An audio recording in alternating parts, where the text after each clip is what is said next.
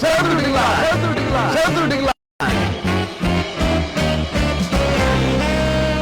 Well, pakiayos natin ang mga orasan natin mga kapitbahay. Sa London, alas 3 ng hapon, alas 5 naman sa Kingdom of Saudi Arabia. Samantalang alas 9 ng umaga dito sa amin sa East Coast, USA. Ganap ng alas 4 ng madaling araw sa Hawaii. Alas 11 ng gabi sa Japan. Alauna ng hating gabi sa Australia. Diyan sa Pilipinas ang oras natin mga kapitbahay. Pakiayos lamang ganap ng ika-10 ng gabi, Philippine time.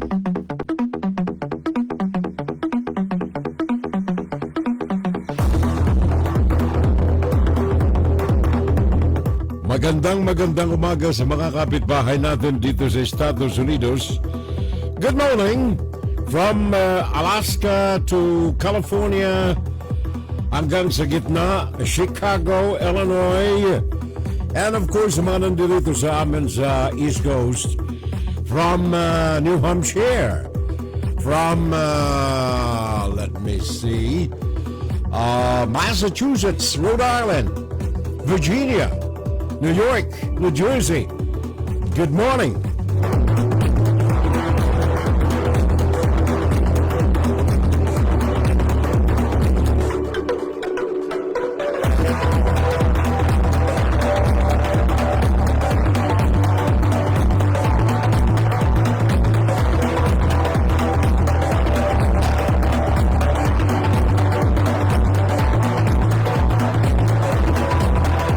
Good morning, good evening, paring Kick Mendoza from Naga City. Andyan sa YouTube sa mga sandaling ito. And of course, Raymond Aguirre, also from Naga City. Good evening. Mga kaibigan natin dyan sa YouTube, ang dalawang itong pare ko palipat-lipat naka-open din sa Facebook ang kaibigan natin. Kick Mendoza from Naga City. And of course, si Lorraine Elizabeth. Good morning. Good evening pala. Elizabeth Lorraine. Ganda ng umaga, ng tanghali, ng hapon, ng gabi. And of course, meron tayong bagong pangalan. Ano ito? Quadro Dos Pante Bertneri. Isang tao lang ito. Ang daming pangalan, ano? Quadro Dos Pante Bertneri. Happy watching, pare Quay. And of course, kay pareng Soke Friend de Merano, good morning. From Glendale, California, ang kaibigan natin. Si pareng Kick Mendoza and then Raymond Aguirre. Well, mga kahimanwa, maray na banggi sa duwatang kaamigos. Ang inipurabang lingkod Fiorel Salvo po lamang mga kapitbahay. Ngayong araw na ito ay araw po ng anibersaryo ng gera, pananakop ng Russia sa Ukraine. 2 taon na. Today, ika-24 ng buwan ng Pebrero. And also, dyan sa Pinas, ngayong araw na ito ay isa lamang sa mga araw ng paggunita natin. There you are. Yun ang mga kataga. Ang paggunita sa paglulunsad ng EDSA People Power. In fact, kahapon ay may mga aktibidad ng mga naganap. Unfortunately, dahilan sa tinatamaan ng bullseye si Bongbong Marcos sa pagdiriwang na ito ng EDSA People Power laban sa kanyang tatay at sa kanilang pamilya, hindi ito kinikilala ni Bongbong Marcos na public holiday, unusually ignoring the importance of people power. Kung matanda ninyo, lahat ng mga naging presidente from Cory Aquino hanggang kay Ninoy Aquino, in fact, maski na si Rodrigo Duterte, ay official public holiday ang EDSA People Power Revolution. Kahit na ito ay tumapat sa araw ng Sunday, kagaya ng idinadahilan ng executive order ni Bongbong Marcos na sa bakat ito ay Sunday ay hindi makakaapekto ng gusto, kaya hindi niya idineklara na public holiday ang EDSA People Power Revolution. Para itong tuso kasi sa kanyang mukha eh. Share na sa ibang mga grupo natin ng FSL. Sabi ni Paring Kik Mendoza, thank you sir. Maraming salamat. At saka of course si Paring Soke Friend de Merano dyan sa Glendale. Happy watching na lamang. Sa mga iba pang mga kaagapay natin, let me see. Marvin at Vincula. Ito mga silent audience natin for the moment. Marvin at Vincula, thank you very much pare ko eh. Si Paring Jundi T. Valencia. Sabi niya, hello SK Furel, Viva Jesus. And then Batcom Quezon Talagit. Batcom Quezon Talagit. Also watching us in silence ang kaibigan natin. And of course, dyan sa Canada, si Paring Rudy Rodolfo Rania Eusebio is also watching the show right now. At saka si Roland Nechaldas. Roland Nechaldas. Ito quiet lamang siya. Tahimik lamang na nanonood sa atin. Welcome sa ating FSL, my friend. Roland Nechaldas, thank you. Brand new name. And of course, si Tony. Hi, sir. Antonio Ahero. Isa rin ito sa mga silent audience natin pero gumagapang ng husto. Makikita mo na lamang yung kanyang mga chat groups. Saturated na ng ating Fun Saturday Live thanks to Tony Antonio Ahero. Tahimik lamang ito na namumudbud. Nagpapalaganap, nagpapakalat ng ating Fun Saturday Live every Saturday. And of course, Cuadro dos Pante Bertneri. Palagay ko, Bicolano itong si Cuadro dos na ito eh. Gawa ng si Bertneri ay naging broadcaster namin sa Naga sa ABS-CBN during the late 50s and early 60s. In fact, dyan ako sa kanya nag-go for. After graduating from high school kasi ako. After graduating from high school, in fact, hindi pa pala. Nasa high school pa pala ako noon eh. Dahilan sa miyembro ako ng college or high school, school FISFIAN. Ito yung mga stage drama talents. Yung mga, kumbagay, parang Broadway. Sa UNC. Na-attract yung atensyon ni Bertneri at saka ni Roger Villamore na sa boses ko, bata pa kasi ako eh. High school fourth year. Sabi sa akin ni Bertneri, Noy, halika. Gusto mong mag-announcer? Sabi ka, pasyalan mo ako sa akin sa studio. Sa Baras, Kanaman, Camarines Sur. High school pa lamang ako noon, fourth year. So, ang ginagawa ko, ang programa noon ni Bertneri is about, from about 10 in the evening until 1 o'clock midnight. Pang graveyard ang tawag namin dyan, graveyard shift. So, ang ginawa ko, mga alas 9, bisikleta na ako. Bisikleta na from Naga. Papunta ng Baras ka naman. Gawa nang wala ng jeep dyan paghating gabi. Bisikleta ako. Doon ako tambay sa studio ni Bertneri at habang umiinom siya ng beer, ako ang nagpapaikot ng kanyang mga plaka. Bertneri! At tapos sabi sa akin, Noy, magbigay ka na lang ng oras. Huwag kang magsasalita na kahit ano. Oras lang. Sige, di oras lang. Yung programa noon ni Bertneri, pa-English-English eh. Kaya pa-English-English din tayo. Ngayon, after graduation, hindi pa nga graduation kasi tama, March graduation namin ng araw eh. Itong aking may bahay naman, ay drama talent na sa DCGE nung araw. A competing station. So pumapasyal ako doon, sinasamahan ko siya pag nagre-recording. Nakilala naman ako ni Sonia. Sabi niya ba? Okay, ang boses itong bata na ito, sama ka nga sa drama. Bigyan kita ng 4 na oras sa DCEB at saka DCGE. Yun. Doon nagsimula. Abril 27, 1964, katatapos lamang natin ang high school, nagsimula tayo sa broadcast diyan sa DCGE and DCEB diyan sa Naga City.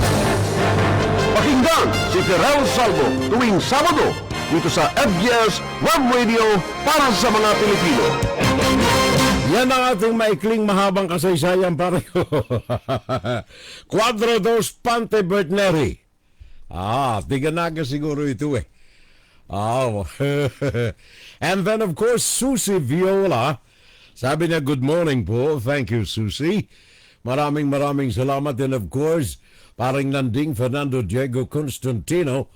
Good morning. And ang aking newfound friend and family, Nancy N. Ong. Sabi niya, good morning. Magandang umaga rin sa inyo at sa pamilya, Nancy. Thank you very much for the company again. And we'll be having a lot of news today. Adi Road Glider. Adi Road Glider also with us today. Maraming salamat. At saka si Elizabeth Lioren. Thank you. And of course, paring June D. T. Valencia. Now, unang hibla ng balita natin, ito'y katatanggap lamang natin mga kababayan. Galing ito dyan sa Mindanao, in fact, Lanao del Norte. Ayon sa report na tinanggap natin, galing sa Regional Army Command na nakabase. Dyan sa Lanao del Norte, nagkaroon ng intensification ng sagupaan between the members of the Islamic State Link Dawis Islamiyah. Diyan sa Lanao del Norte, ayon kay Major General Gabriel Veray III, ang commander ng Army's 1st Infantry Division. Ayon sa kanya, nagkaroon naman sila ng sagupaan between the Army and the terrorists. At ito ay patuloy ang operasyon hanggang sa mga sandali na iniuulat naman ang balitang ito sa Lanao del Norte at Lanao del Sur. Ayon pa dito sa General Major General Gabriel Veray III, ang kanyang mga sundalo is dedicated to protecting the community and will persist in its efforts to counteract threats to regional stability. Yan ang mga kataga mismo ni Major General Gabriel Veray II.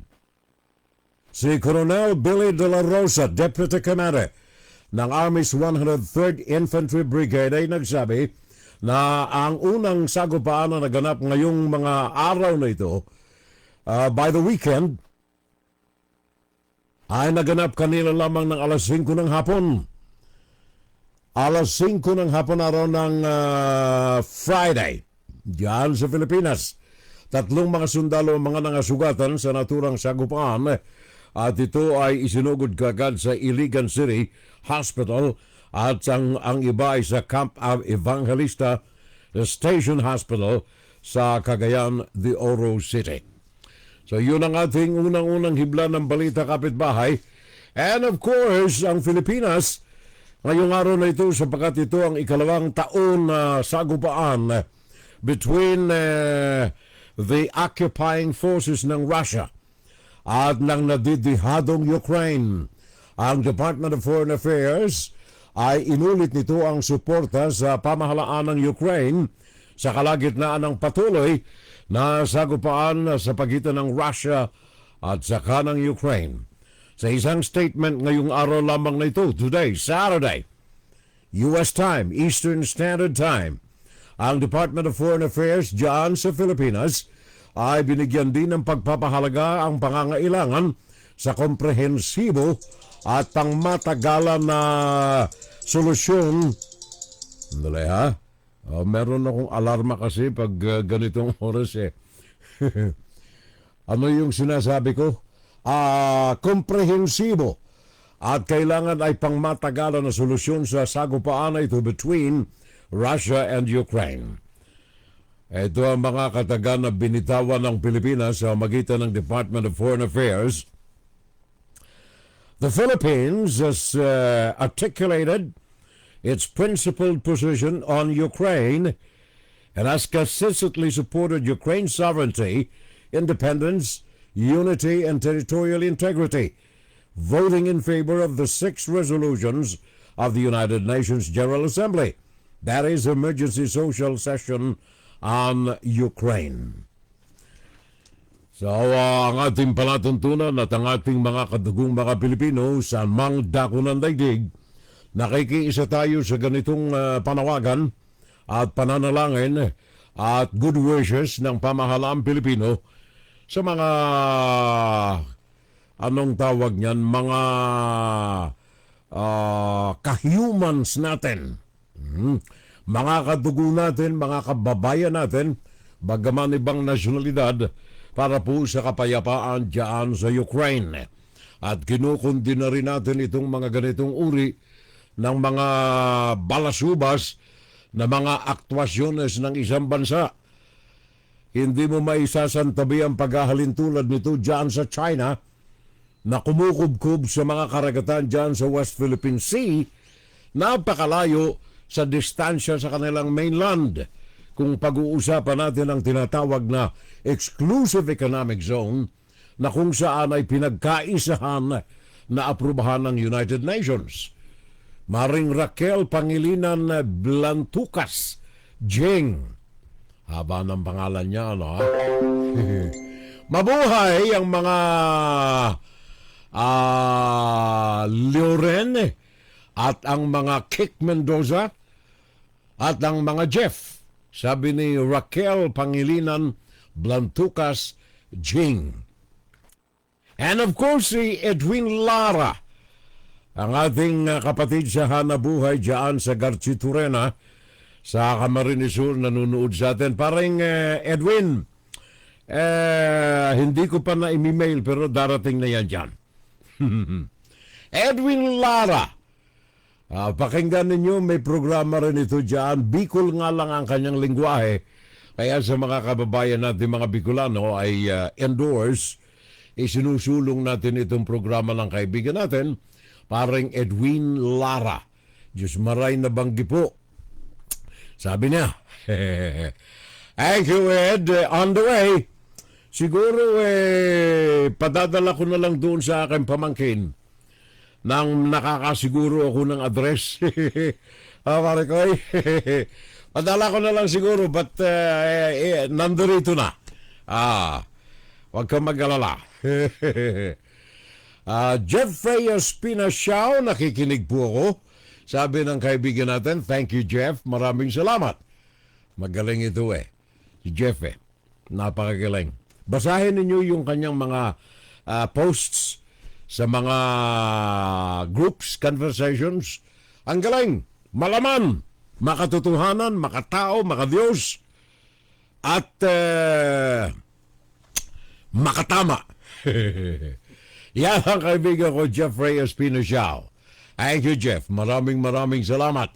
At saka, let me see, baka may nakakaligtan tayo. Elizabeth Lloren, paring Jeff, sabi niya, good morning, Brother Furel, having a great FSL today. Shout out sa lahat ng mga miyembro ng KKT na nag-a-attend ng PPM anniversary. Ano itong KKT, pare ko? At saka ano itong PPM?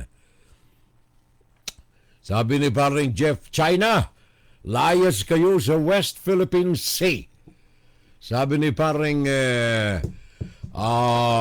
Kik Mendoza, ano yung nahulog? May nahulog May narinig akong kumalabog May narinig akong kumalabog sabi ni paring Kik Mendoza, mabuhay ang Raquel Pangilinan Blantucas Jing. Edwin Lara, thank you, sir. Maraming salamat. And of course, ngayong araw na ito ay may babalita natin na ang kampo ni Apollo Quiboloy ay tumanggap na ng subpoena galing sa Senado. Ano nga yung kasabihan ng mga matatanda? When it rains, anong tawag niyan? When it rains, it blanks. Dagdagan nyo. Ang kampo ng Kingdom of Jesus Christ. Alam mo, pinaninindigan ako ng balahibo eh. Kapag naririnig ko itong mga Kingdom of Jesus Christ, hindi ba may pinag-aralan tayo sa relihiyon? Huwag nating babasta-bastahin ang pangalan ng Diyos kung hindi naaangkop sa ating kaisipan, sa ating puso, sa ating kalooban ang paggamit nito. Kingdom of Jesus Christ. Naakusahan ito na sex offender, Apollo Quiboloy. Tinanggap na ang Senate subpoena noong araw ng Huwebes. Ayon ito sa tanggapan ni Senator Risa Hontiveros. Kahapon Friday, kanyang iniulat na itong counsel ni Quiboloy Marie Dina Tolentino Fuentes ay tinanggap na ang subpoena na pinadala ng Senado. Iniuutos sa subpoena na ito na humarap sa araw ng Martes next week, Marso 5. Si Quiboloy sa Senate Committee na pinangungunahan ni Risa Hontiveros. Ito ang komitiba ng Women, Children, Family Relations and Gender Equality. Si Hontiveros ay nagsabi na kung si Quiboloy ay hindi dumalo sa hearing, iuutos nito ang contempt at kanyang ipaaresto ang appointed Son of God. Yun ang sinasabi ko kanina eh. Pinaninindigan ako ng balahibo kapag may mga tao na balasubas na gumagamit ang pangalan ng Diyos, especially sa mga ganitong uri ng mga organisasyon, yaan kalabagan sa kautusan ng Diyos eh. Matakay mo isipin mo na lamang kung ang banner headline ng periodiko appointed Son of God, arrested. Mantakin mo yan. Di ba para kang pinaninindigan ng balahibo yan eh. Arestado ang anak ng Diyos. Mantakin mo kung anong klaseng imahe ang lalantad sa iyong kaisipan tungkol dyan sa bagay na yan. Pero sabi ni Quiboloy, hindi siya harap. Kaya pag-uusapan natin mamaya sa ikalawang bahagi ng ating palatuntunan, si Apollo Quiboloy at ang China, ang pagkakahawig nito. Facts, fakes, and fictions. Si Apollo Quiboloy at ang China at ang pagkakahawig ng dalawa. Facts, fakes, and fictions. Pakinggan si Terrell Salvo tuwing Sabado dito sa FBS Web Radio para sa mga Pilipino. When it rains, it pours. There you are, Parico. Ang aking kaibigang Angel. When it rains, it pours. There you are, paring Jundi. Thank you very much. Ano ito? Oops, natakpan. Natakpan sandali ha. Itong mga window updates ko mga pangalan na lumalabas, yung mga hindi natin nababangkit, nandyan. Ang habang mga pangalan At saka mabilis ding mawala. Appointed Son Tanas. Appointed Son Tanas, sabi ni Raquel Pangilinan Blantucas Jeng. Si Senator Risa Hontiveros lamang ang may balls sa Senado. Yung asawa ni Robin ay gumawa pa ng katarantaduhan. Pare ko, I'm sad. Sa tanggapan ni Robin sa Senado. Yun ang masasabi natin. Hindi ko naman idinidiin ng husto, pero yun ang mga may kakulangan sa kaisipan.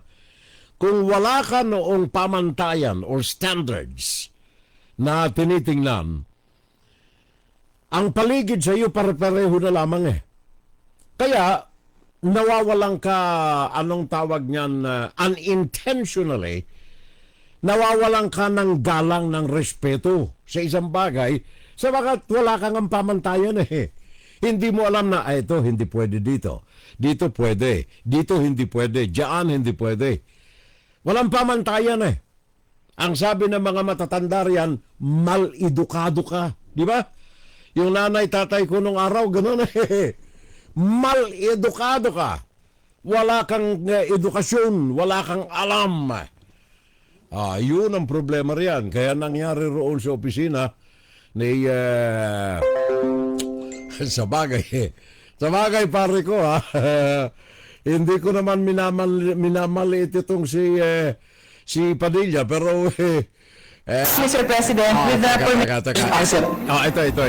And move first, no? So that we can move on the motion. Parang Robin To Padilla. move to accept. Opo, tinatanggap ko po ang panukala. Opo. Now,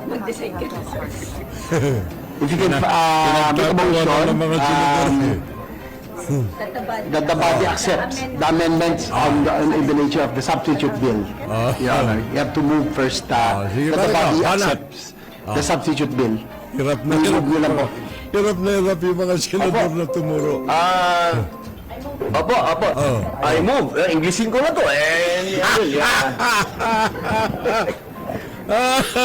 Yun ang senador ninyo pare ko eh. Kaya yung kanyang asawa, doon tayo magturukan sa loob ng opisina. Total, ang asawa ko senador eh. Doon sila, yun ang sinasabi ng mga matatanda nung araw, mal-edukado ka kasi eh. Yung when it rains, it pours. Sandali good morning na lamang, sabi ni Betchy Tolentino. Thank you, Betchy. Maraming salamat, Betchy Tolentino.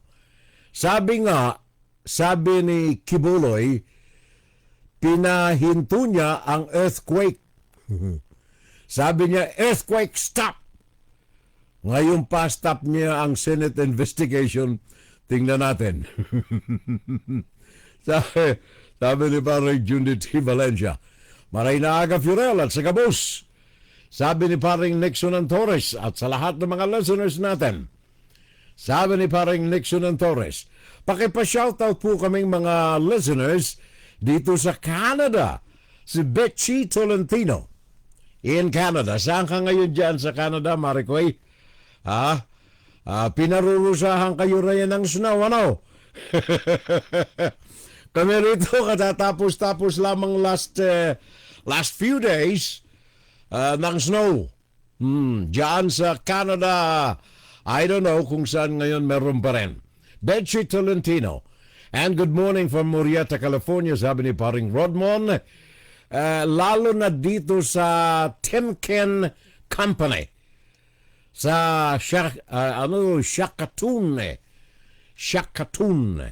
There you are. Shakatun. Diyan sa Timken Company sa Canada. Saan ito, Maricoy? Particular na lugar. Diyan sa Canada. Alam mo yung mga pangalan diyan sa Canada? Mga tribal names yan ng mga Indians. Yung mga original residente ng Canada. Maging dito sa ilang portions ng Amerika, may mga ganyan kami eh. Hohokus, for example. Paring Ben Magbuhos, bakit kaya ayaw nilang ipagamot sa isang psychiatrist o sa isang mental health expert si Quiboloy? Sabi ni paring Ben Magbuhos, I don't know pare ko. Mamaya pag-uusapan natin. Apollo Quiboloy at ang China. Maraming mga pagkakahawig ito. Bibigay natin ang mga facts, ang mga fakes, at ang mga fictions tungkol dito sa mga bagay na pag-uusapan natin. Kala ko ay matalino si Mariel. Saan na kaya yung dating Mariel? Sabi ni Elizabeth Leoren. Isa puso na lang natin, Maricoy. Isa puso. Ulitin mo pa. Puso ko, sabayan ko. Okay, tuloy-tuloy tayo sa ating palatuntunan. By the way, ang Bangko Sentral ng Pilipinas ay susuportahan ang rehabilitation ng mga magagarbong mga gusali na itinayo sa ilalim ni Ferdinand Marcos Sr. at sa magitan ng kapritsyo ni Madam Imelda Marcos. Alin ang mga ito? Ito po yung Cultural Center of the Philippines at ang complex nito. Yung mga gusali roon, nandoon yung Focus Theater, nandoon yung Coconut Palace, at saka maraming iba pa. In fact, yung reclamation site na yan, ay marami na riyan ng mga government offices na relocated at saka may mga private companies na nagtayo rin ng mga gusali na yan. Ang Bangko Sentral ng Pilipinas ay maglalagak ng pundo para sa rehabilitation ng naturang area. Cultural Center of the Philippines at kasama na riyan yung Focus Theater at mga iba pang mga gusali. Ang panukala na ito ay gagawing Philippine International Exhibition Center. Naalala ninyo nung araw, Cultural Center of the Philippines. Yan ay ginawa ni Imelda para ihabol doon sa ASEAN Conference nung araw na ginawa diyan sa Pilipinas. Ngayon, itong si Lisa Araneta Marcos ay pinagtuunan ng pansin itong nabubulok na area na ito ng Manila Bay. Kaya sa magitan ng kanyang asawa, ang presidente, binigyan ng pagpapahalaga ang sinimula ni Imelda. Kaya ngayon, ang naturang area ay gagawing Philippine International Exhibition Center. Ang proyektong ito ay pangungunahan ni Lisa Araneta Marcos. At ito ay mga ngahulugan lamang ng pagpapalaganap ng mga conferences na iimbitahan from around the world, from Asia, na gawin dyan sa Pilipinas at gagamitin ang Philippine International Exhibition Center, formerly ang Cultural Center of the Philippines. So ang Bangko Sentral ng Pilipinas ay naatasan na maglaan ng 18 bilyong piso para sa panukalang Philippine International Exhibition Center. Ang gagawin dito ni Lisa Araneta Marcos ay lalagyan ito ng mga display ng mga Philippine products, iimbitahan ng mga bansa sa daigdig on a regular basis na tingnan for the promotion of Philippine products. Si Architect William T. ang napili ni Lisa Araneta Marcos na siyang magdisenyo at magplano ng bagong Philippine International Exhibition Center na gagastusan ng Bangko Sentral ng 18 billion pesos. Ang tawag nito ngayon dyan ay Ciudad del Fierra. Tunog Kastila pare ko eh. Ciudad del Fierra. Ito ay anong tawag niyan? Gagawing pareho ito, etong Ciudad del Fierra, gagawing pareho dito sa Manhattan. No, hindi Manhattan. Dito sa Washington, D.C. Kung kayo po'y nakakakita ng mga litrato ng Washington, D.C., yan ay napakahabang parke. Ang haba-haba ng parke na yan ng Washington, D.C., galing sa monumento ni George Washington from the far end, and then hanggang doon sa kabilang dulo, yung Lincoln Memorial. Ito yung gusali, doon sa loob, nakaupo si paring Lincoln, Abraham Lincoln, nakaupo roon, malaking estatwa, at yun ang pinakang mahabang parke sa Amerika, from George Washington Monument to the far end of Abraham Lincoln Monument. Sa gitna, merong lagoon na malaki. Yun ang balak na gawin ni Lisa Araneta Marcos. Ang target na ito ay para sa nalalapit ding ASEAN 10 ektarya ng lupa ang gagamitin riyan. Inihahanda rin ni Liza Araneta Marcos sa ASEAN Summit meeting na gagawin dyan sa Pilipinas ngayong darating na 2026. 2 taon from today. Kung matatandaan ninyo, yung mga gusali riyan kagaya ng Focus Theater ay may iskandalong naganap riyan nung araw eh. And then yung convention center na kung saan ay nagiba yaan at the midst of rush, building the building, may mga natabunan riyan ng mga trabahador. Hindi na nakuha yung kanilang mga kaluluwa ang lumipad pero yung kanilang katawan nandoon. Kaya may mga lumalabas daw riyan sa mga gusaling yan na kung saan ay maraming mga nangamatay during construction noong 1977. Kaya napabayaan na. Natatandaan ninyo, meron pang Philippine, may hotel dyan nung araw eh. Parang Junri, help me out. Ano nga yung hotel dyan nung araw na naandyan din eh? Philippine Village Hotel. There you are. Mga abandonadong mga gusali. Diyan sa loob ng Cultural Center. Sa loob ng reclaimed Cultural Center compound. Puso ko sa bayan ko. Yeah, yung Sofitel, isa rin yan. Bago na yan ngayon. Nung araw, Philippine Village Hotel, pare ko'y. Yan ay sakop nung araw ng, let me see, Nayong Filipino. Diba? Yung mga lugar na yan nung araw eh. Sakop pa yan ng Manila International Airport. Pero yun ay tinayuan ng hotel para sa mga delegado noong araw sa paghahanda ni Imelda Marcos. Nayong Filipino, sabi ni Bichi Tolentino. And then Westin Plaza. Ayun. Paskuhan Philippine Village nasa airport. That's correct, yep. Sa airport, Philippine Village Hotel. So natatandaan ko yung mga yan. I don't know, wala na ngayon eh. The last time na naandyan kami before pandemic, umikot kami riyan. Thank you very much kay paring anong tawag niyan? Kay paring Gabot. Iniikot kami. Paring Bert Gabot. Inilibot kami riyan nung araw sa Rojas Boulevard ng kaibigan natin, magaling itong periodista. Ngayon ay nakabase na rin dito sa California ang kaibigan natin. Noong araw ay di Campanilla itong journalist, kapatid ng kumpare kong tunay, Sammy Salvo. Pakinggan si Terrell Salvo tuwing Sabado dito sa FBS Web Radio para sa mga Pilipino.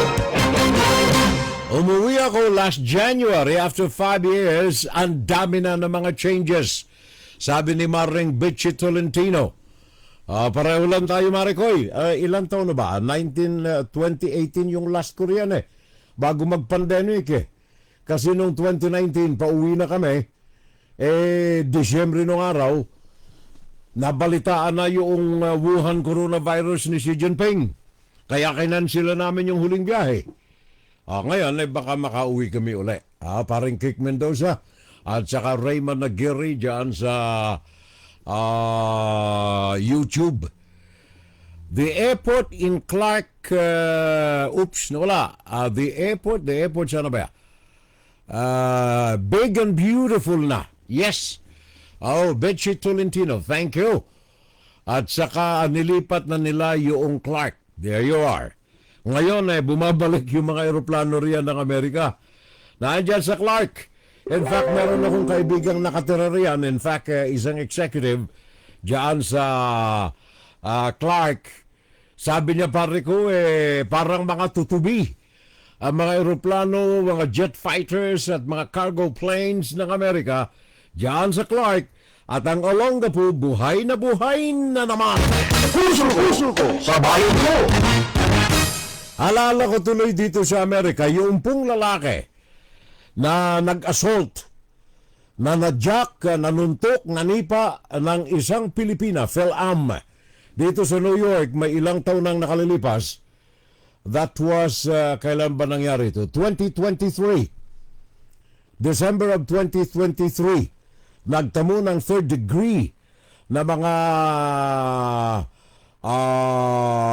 pasa sa katawan itong Filipina, yung bumugbog sa kanya na New Yorker, Brandon Elliott, 43, ay hinatulang kanina, kahapon naroon ng Friday, ng Manhattan District Attorney Alvin Bragg Jr.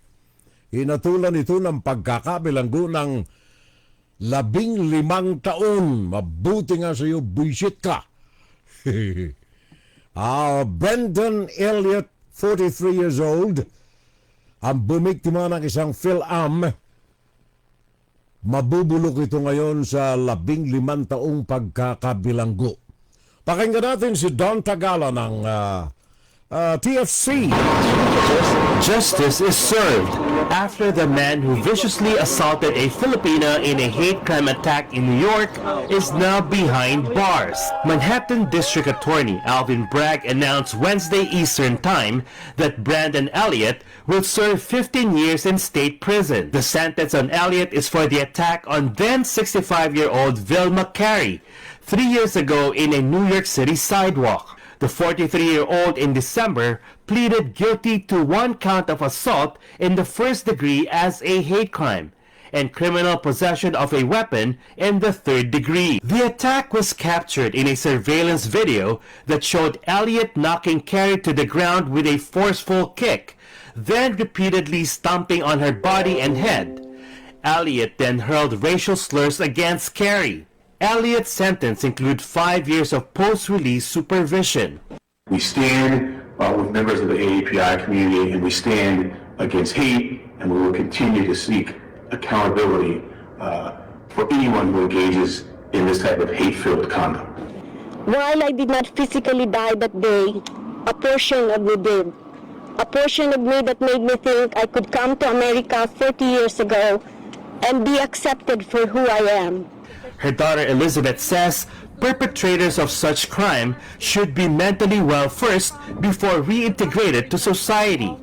And I think for us, one of the biggest ways we can impact, to my mom's point, is to have that mental health resource, tailored mental health resources to ensure that we end the cycle of hate, like my mom underlined in her speech today.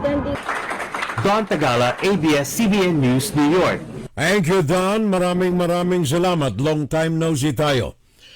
So, yan ang report at saka pagkatapos na siya'y pakawalan after 15 years, meron pa siyang ilang taon na on the watch ng ating mga sundalo ng mga pulis dito sa Amerika.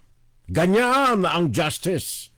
2021 naganap, after 3 years, nilapatan ng kaukulang parusang ayoko na magsalita, Marikoy!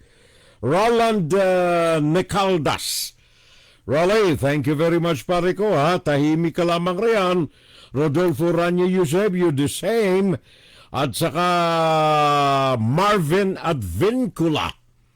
Thank you, Marvin. Maraming salamat. Say something. Para naman nakakalabit natin yung mga kamag-anak natin riyan.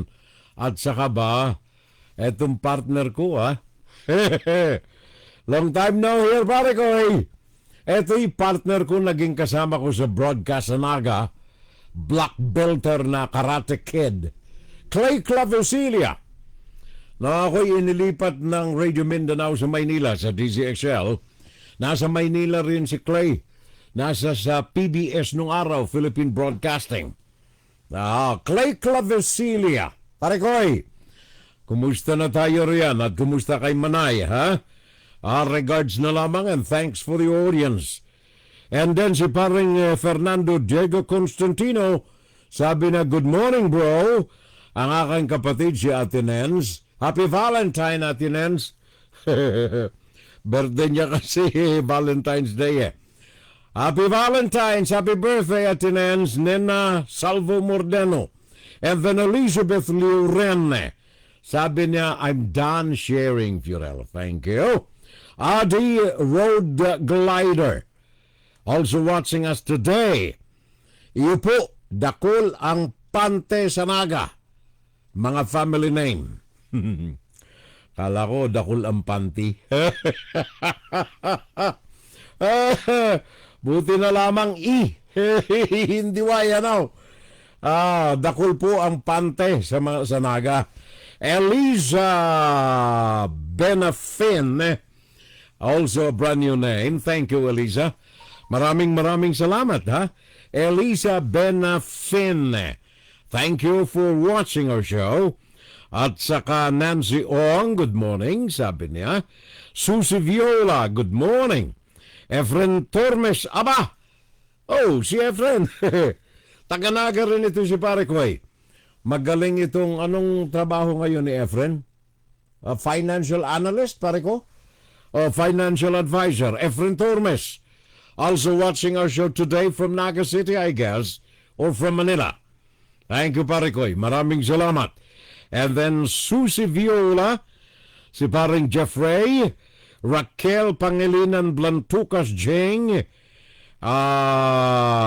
sabi ng kapatid ko pala, we are watching. Love and regards to everybody in the family. Wala si Mrs. Ate. Meron siyang conference na ginagawa ngayon sa kanyang mga, anong tawag niyan, mga katekista. At saka, ano yun, yung mga kung ano-anong religious teachings, yun. Kaya nandoon siya ngayon sa conference. Jeffrey Espinasiao, Merly Manaog, also with us today. Romeo Dodi Cortez, aba! Ito ang talagang long time. Simula nung hindi ako makadalo sa aming coffee meetings ng Mac Boys dito sa New Jersey, hindi ko na nakikita itong pare ko Romy Dodi Cortez. After a century, nanood sa aking programa ang pare ko. After a century, Romy Dodi Cortez, pare ko, thank you, ha? Maraming salamat. Edwin Lara, naandyan ang kaibigan natin. Thank you. Diyos maray na banggi Fiorel. At saka si Edgar Rowe, another brand new name, Edgar Rowe. Parang Edgar Allan Poe. Raquel Pangilinan, mabuhay ang mga, okay, thank you. Jeffrey, good morning, bro. Have a great FSL and shout out sa mga miyembro ng KKT at saka PPM. Kik Mendoza, Edwin Lara, Rick Bacolong. Another brand new name, Rick Bacolong, thank you. At saka of course ang aking kasama lagi, ang aming city assessor si Ed Tolosa. Sir, thank you. I miss the coffee. I miss the company. I miss McBoys, parang Ed Tolosa ng City of Jersey City. And then Ivan Ruero, ang dami kong mga bago ngayon. Ivan Ruero, thank you for joining the company. Ivan Ruero, I think from the Philippines. And then Kilusan kontra China pala, sabi ni Kik Mendoza, yung KKK. Okay, Kilusan kontra KKT. Kilusan kontra China. There you are. May nakakaligtaan pa ba ako rito? Paring Rodmon, nandiyan ka, no, ha? Rodmon, nandiyan ang kaibigan natin, si Elizabeth, nandiyan. Paring Kik, nandiyan. Let me see, Nixon and Torres, nandiyan ang Paraguay. At saka Betchy Tolentino, let me see. Sir, mukhang pinamudmud na ni Quiboloy ang milyon-milyon sa ating PI, politiko sa Risa, na kanyang, ano ito? Hindi ko maintindihan sa itong huli. Si Risa Hontivero siguro tinutukoy ng pare ko sabi ni paring Ed Tolosa, thank you sir. And then Ruel San Juan Candelaria, also watching our show today. At saka Edgar Lagradilia. Bandami kong mga bagong kasama natin ngayon. Mga pare ko, thank you ha. Welcome sa ating FSL. Edgar Lagardilla. Kagapay din natin sa mga sandaling ito ng oras na ba. At saka Joseph Gonzalez, thank you Joe. Maraming salamat. At saka Ruben Cunanan. Also joining us today, Ruben Cunanan at saka Edwin Balmaceda. Edwin Balmaceda, Ralph Leonardo, Eva Estabaya, Melitan, thank you, J.F. Robles Villadiego, Joel Damiano, thank you very much sa inyo lahat. And of course, si Maring Leonor Curata also with us today. Rick Yanga, Ruel Bartolome Gakayan, Ruel Bartolome Gakayan. Ang dami natin. Karen Bermudez. Thank you, Karen. Maraming salamat also. At saka Fanny Sendin Hoveda. Fanny Sendin Hoveda. Thank you. Maraming salamat sa mga bago nating kaalyado, mga bago nating kasama rito sa ating FSL. Princess Zoe Kaluge. Princess Zoe Kaluge, also with us today. Aha, sandali ha. August Vergara, Aratnacha, Aratnakla, naganda bulol ako Aratnasia, there you are. Thank you, maraming salamat. Aratnakla pala. Maliit kasi itong letre. Aratnakla pala. Thank you, Maricoy. Well, pare. Thank you so much. At saka Larry Fermalo, also watching us today. Larry Fermalo, thank you. Maraming salamat. August Vergara, also with us today.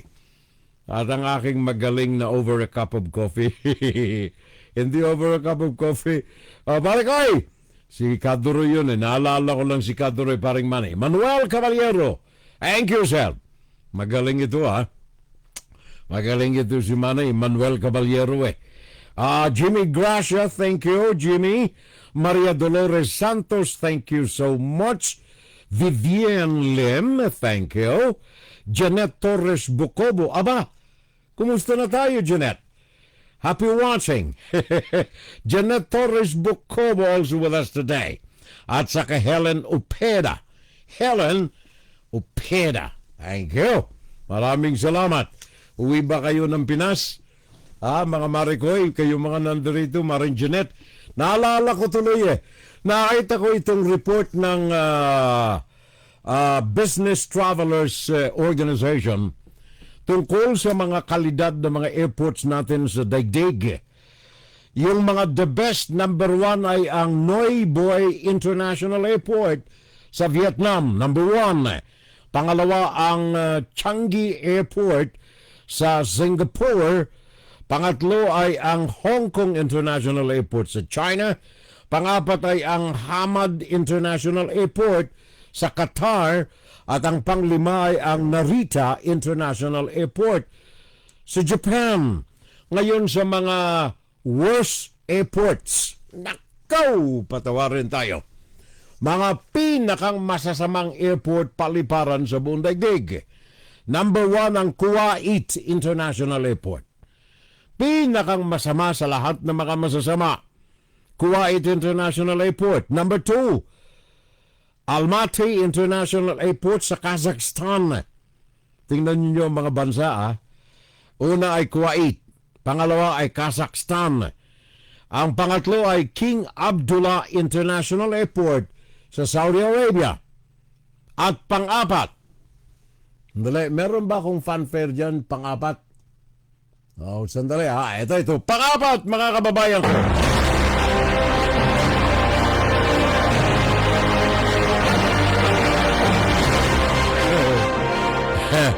Ang pang-apat, mga kapitbahay, ay ang Pilipinas, Ninoy Aquino International Airport, pang-apat sa pinakang masasamang airport sa buong daigdig.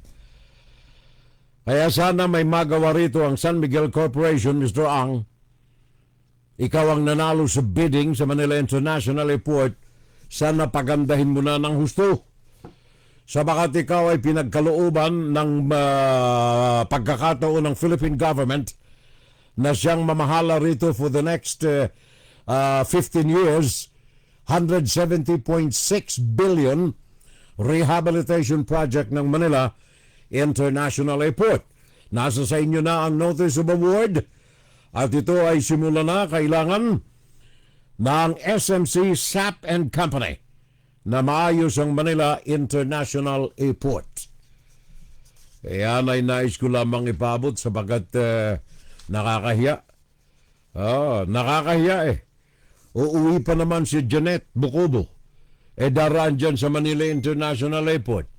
Pakatapos number 4 tayo sa pinakang worst. Illegal recruiter. Kayong mga nais pumunta rito sa Amerika at saka sa ibang bansa, ingat na lamang tayo sabagat hanggang ngayon sa kabila ng araw-araw na paalaala ng mga kapatid ko sa buhay laban sa mga illegal recruiters, marami pa rin na mga nabibiktima. Ayon dito sa Department of Migrant Workers, may S. Marami tayong mga kababayan na mga nabibiktima. In fact, sa report na tinanggap natin, isang residente dyan sa Quezon City,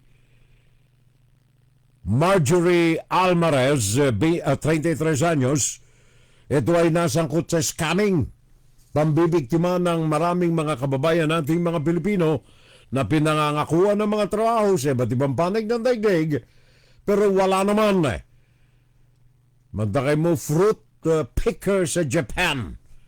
Sabi daw nitong suspect, trabaho ka, bigay ka lamang sa akin, pangunang bayad muna, at bago kita paliparin ay kailangan mabayaran mo na ako ng kaukulang halaga. Meron ka namang sasahurin 77,000 pesos a month.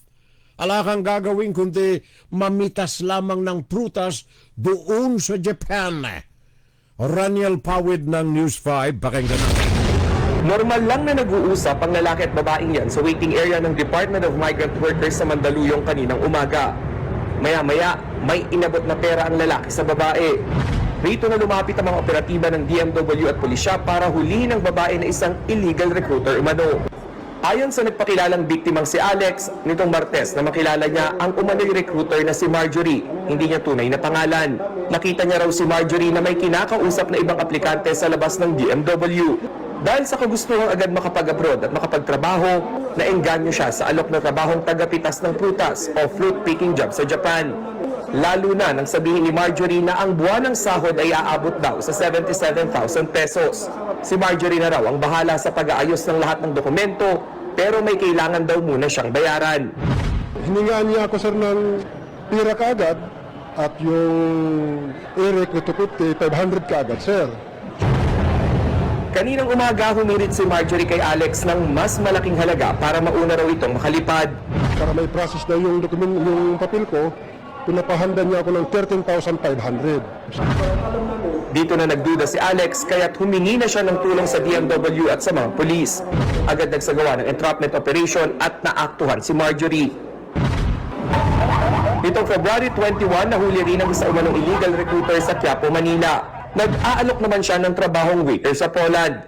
Pero kailangan munang magbayad ng 15,000 pesos na placement fee. Nakakulong na pareho ang dalawang umanong illegal recruiters. Nagpaalala naman ng DMW sa mga Pilipinong nais magtrabaho abroad na huwag agad magtitiwala sa mga nagpapakilalang recruiter. Kailangan may ipakita lisensya mula sa DMW. At kung may office man, kailangan naka-display prominently yung lisensya. At kung may naka-display man na lisensya, i-verify o i-check sa DMW kung totoo yung dinidisplay niya. Nagbabalita mula sa Frontline, Raniel Pawid, News 5. Thank you very much, Rainiel. Thank you sa News 5. Maraming salamat. Well, sabi ni Betchy Tolentino, kaya pag umuwi raw siya ay sa Clark International Airport siya na lamang, lumalapag instead na sa Manila, gawa ng smooth and comfortable ang Clark. Kung ikaw ay papunta ng Luzon, Central Luzon o de Luzon, Okay na ang Clark, mas malapit eh. Pero paano naman kung ikaw ay nandiyan papunta ka ng Metro Manila, mas malapit pa rin yung Manila International Airport. Kaya ako'y sumasaludo rin sa San Miguel. I hope talagang mapaganda na ang serbisyo ng Manila International Airport. Oh, I'm watching, sabi ni Wilfredo Marine. Martin pala. Wilfredo Martin, thank you very much, pare ko. Maraming salamat. A new Filipino-American restaurant in Long Island, located at 140 Pike Street, Matetak, Long Island. Paki-shoutout na lamang. Sabi ni Maring Jenny Torres Bocobo. Sa iyo ba ito, Jen? Sa iyong restaurant ito? Gawa nang ito, magaling ito at mahilig ito sa pagluluto Itong kaibigan ko riyan sa New York, Janet Bocobo. Bagong restaurant, Filipino-American, sa Long Island, located at 140 Pike Street, Matatak, Long Island. Sabi ni Maring Janet Torres Bocobo. WhatsApp na lamang daw tayo. Shout out from WhatsApp New York and Pagkakahawig. Nandiyan pa pala ito, Marikoy, Pagkakahawig Cafe ni Janet Bocobo. Bechi Tolentino, paki-shoutout na lamang po tito. Sa mga tito at pinsang ko dyan sa shuttle sa Washington, sa Maryland, happy weekend na lamang galing sa Tolentino clan. Thank you, Bechi. Maraming salamat. At sabi ni Lorene Elizabeth, hi. August Vergara, nice watching you. Sabi ni August Vergara, isang witness hindi tinatanggap ni Senador Hontiveros dahilan sa sinabi nitong blank si Quiboloy. Parang Junior Dal, yung salita na yan, di ko mababanggit dito kasi masama yan sa aming mga Bicolano. Sana ganyan din ang justice sa Pinas. Walang kinikilingan. Referring ito kay Bechi Tolentino, referring sa justice na pinagkaloob doon sa nambugbog sa PhilAm dito sa New York.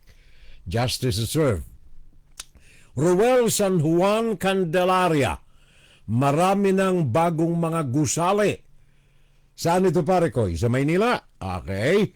Sabi ni Ruel San Juan Candelaria. There you are. Thank you. Maraming salamat. At saka, let me see. Sana wala na ako nakakaligtaan. Kanina nabanggit ko, bago natin wakasan itong bahagi na ito, kanina nabanggit ko yung pagdiriwang ng ating mga kababayan sa EDSA People Power Revolution upang ipakita sabagat hindi ito ginawang holiday ni Bongbong Marcos on the guise na ito ay pumatak sa araw ng Sunday, kaya it's useless na gawing public holiday. Yan ang rason ni Bongbong Marcos. Ngayon, sapagkat malaki na ang hidwaan sa pagitan ng presidente at saka ng vice-presidente, si Sara Duterte, in defiance sa kanyang presidente, ay nag-utos sa Department of Education sa kanyang kapasidad bilang sekretaryo ng edukasyon. Pagkatapos ng Malacanang ay magdesisyon na ang 1986 EDSA People Power Revolution ay hindi public holiday, ang vice-presidente ay nagpalabas ng kanyang direktiba, memorandum. Pinalabas ito noong Pebrero 21, permado ng Undersecretary Omar Romero by authority of the Secretary of Education, Sara Duterte. Ayon dito, the Department of Education encourages public elementary and high school across the country to hold commemorative activities in honor of February 22, 1986 to February 25, 1986 uprising in the country. Ganito ang mga tipo ng mga kataga ng Department of Education Memorandum. The commemoration aims to highlight people's consciousness and promote greater awareness of the principles and values that the EDSA People Power Revolution stood for. This year's theme would be pagkakaisa at paninindigan laban sa mga bagong hamon ng bayan. In defiance of the President of the Republic of the Philippines, Ferdinand Bangbong Marcos Jr. Sabi ng Vice Presidente, hindi. Kahit kami nagngingiti ang plastikan kami magharap, pero kalaban ko siya. Kaya sapagkat nakakita ako ng butas sa kanyang administrasyon, ito ay tagos sa puso at damdamin ng mas nakararaming Pilipino, kailangang makisakay ako sa mga ito for my own personal benefit.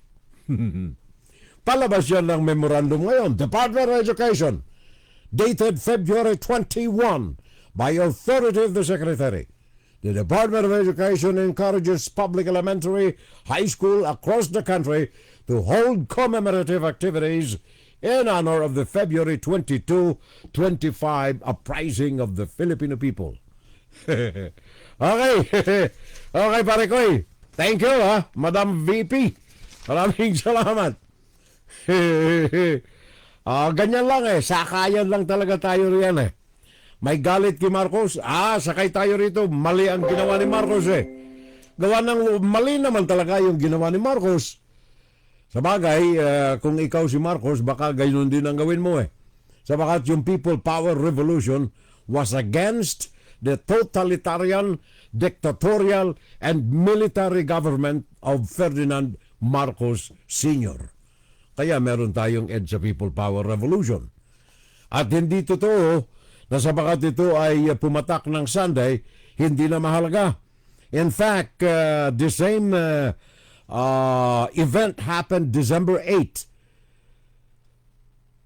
na kung saan ay kapistahan ito ng Immaculada Concepcion, pero public holiday, December 8, Sunday. At hindi lamang yan, Rodrigo Duterte kinilala 2018 na non-working holiday, Proclamation 269, ang Pebrero 22-25 bilang pagkilala, pagdakila sa People Power Revolution. Pakinggan si Terrell Salvo tuwing Sabado dito sa FGS Web Radio para sa mga Pilipino. Ngayon, dyan natin winawakasan pansamandali. Ito pong ating unang bahagi ng ating Fun Saturday Live, mga kapitbahay. At dumako tayo sa ikalawang bahagi ng ating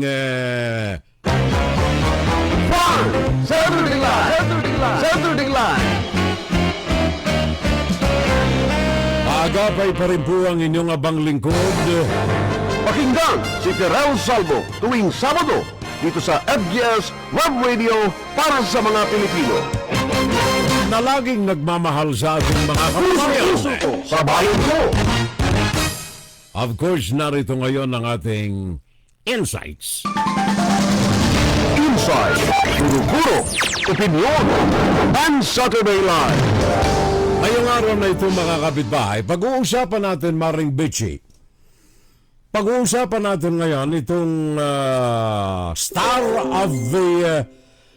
of the moment, superstar. Kahit sa mga periodiko, nandyan ang kanyang pangalan ngayon Apollo Quiboloy.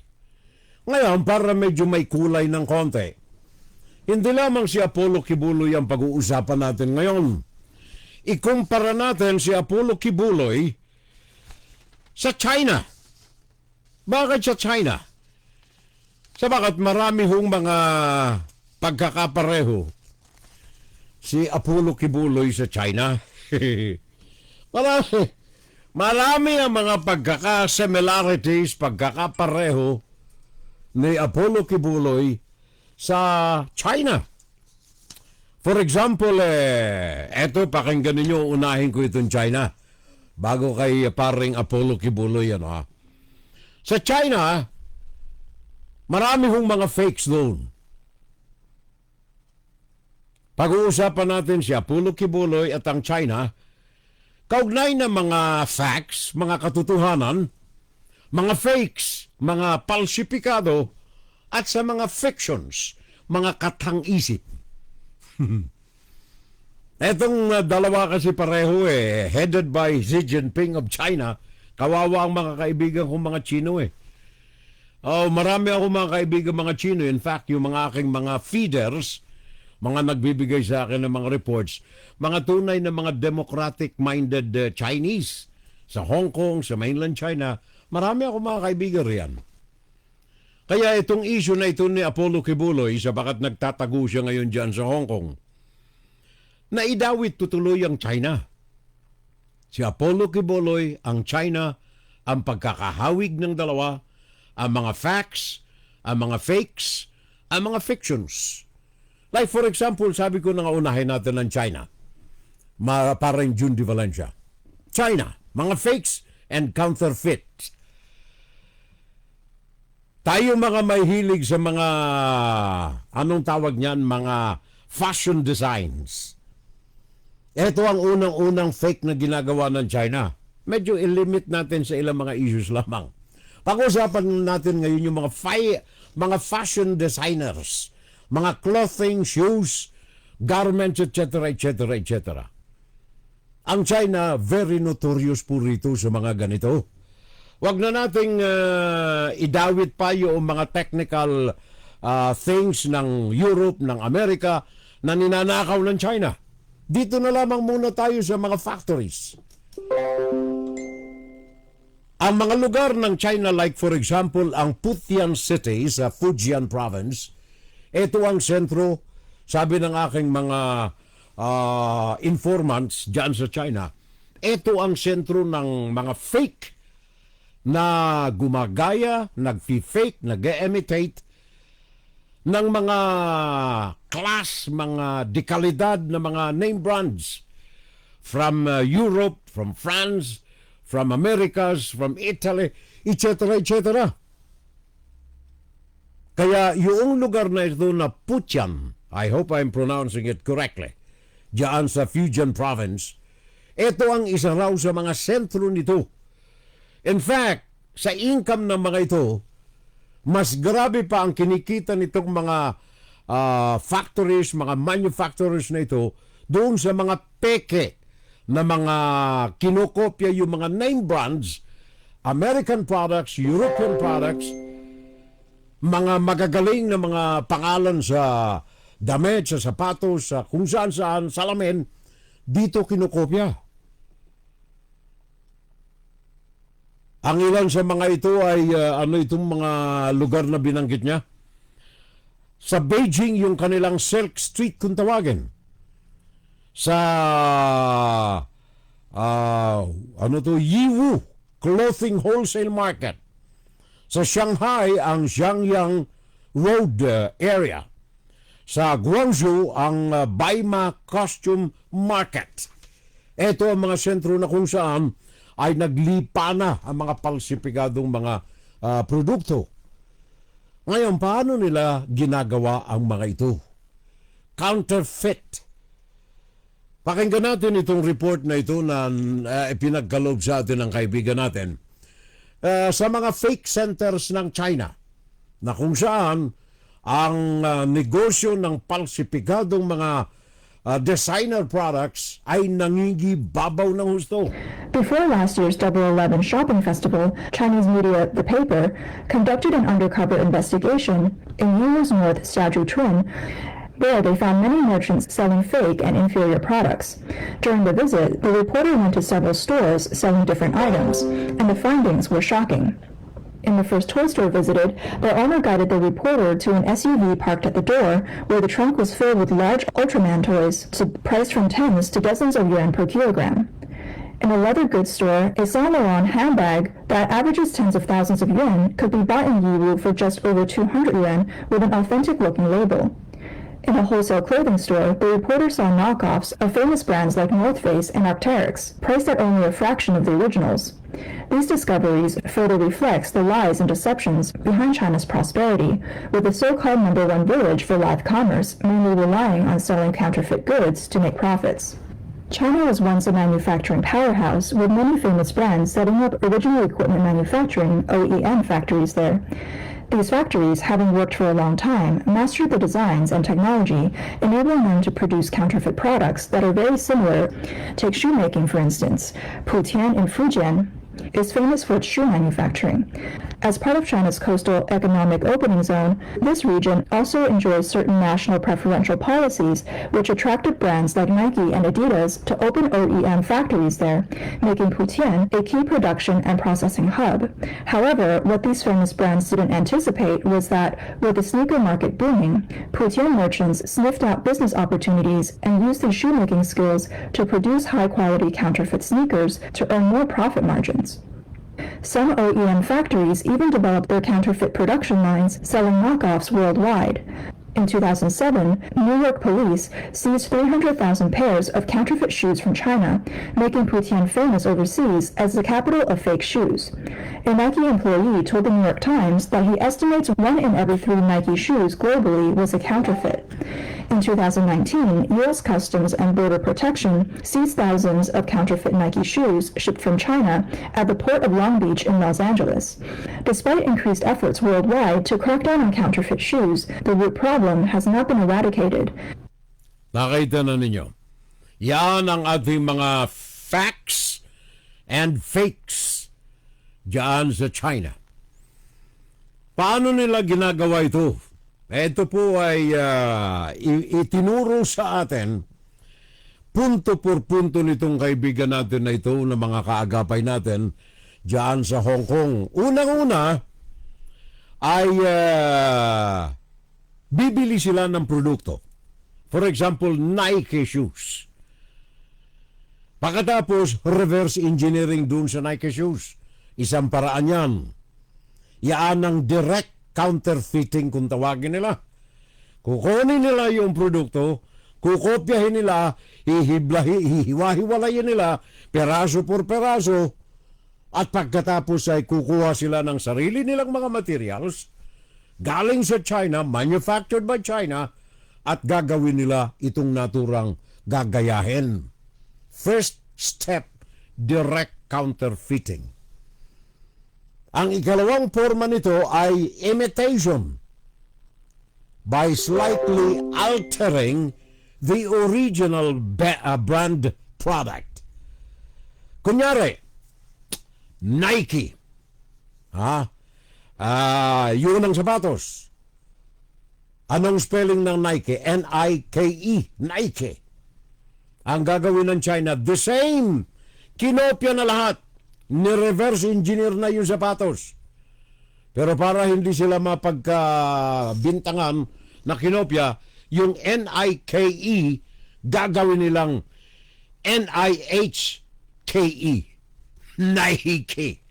Example lang yan. Pero ganyan ang ginagawa nila. Second form of imitation by China. Slightly altering the brand name. Nagdagdag ng kagaya halimbawa, ako personal akong nakakuha niyan. May nakita akong brand new na relo. Nung kolekta ko ng relo Tiningnan ko maigi yung litrato, napakaganda. Napakaganda. And first glance, ang akala ko ay Seiko S-E-I-K-O. Seiko. So sabi ko, mabili nga ito. Tingnan ko kung anong klase nito Iba ang may dagdag na letra. Yung Seiko ay ginawang E-S-E-I-K-O-H.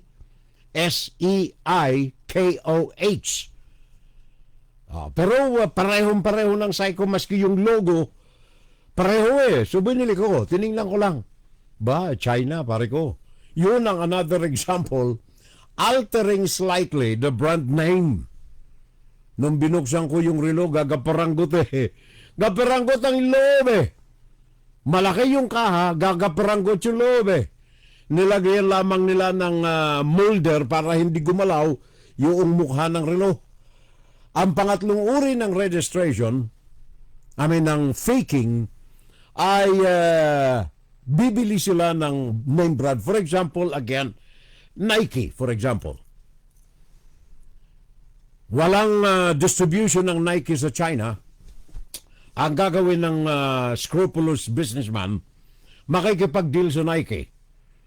Ako ay ganito, may factory ako, gagawa ako ng sapatos mo, bigyan mo ako ng authorization, i-register ko ang trademark na ito sa China, ako ngayon ang mamamahagi.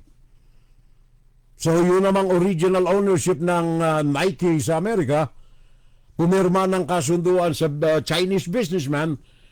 So yung Chinese businessman gumawa ng produkto.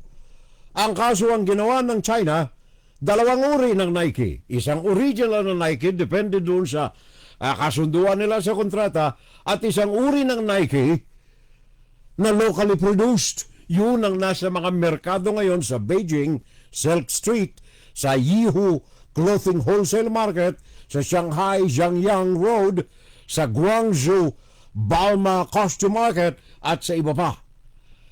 Lahat ay maraming mga nandiyan dyan sa Puchan City, sa Fujian. At ang ikaapat na uri ng pagpepeke ng China ay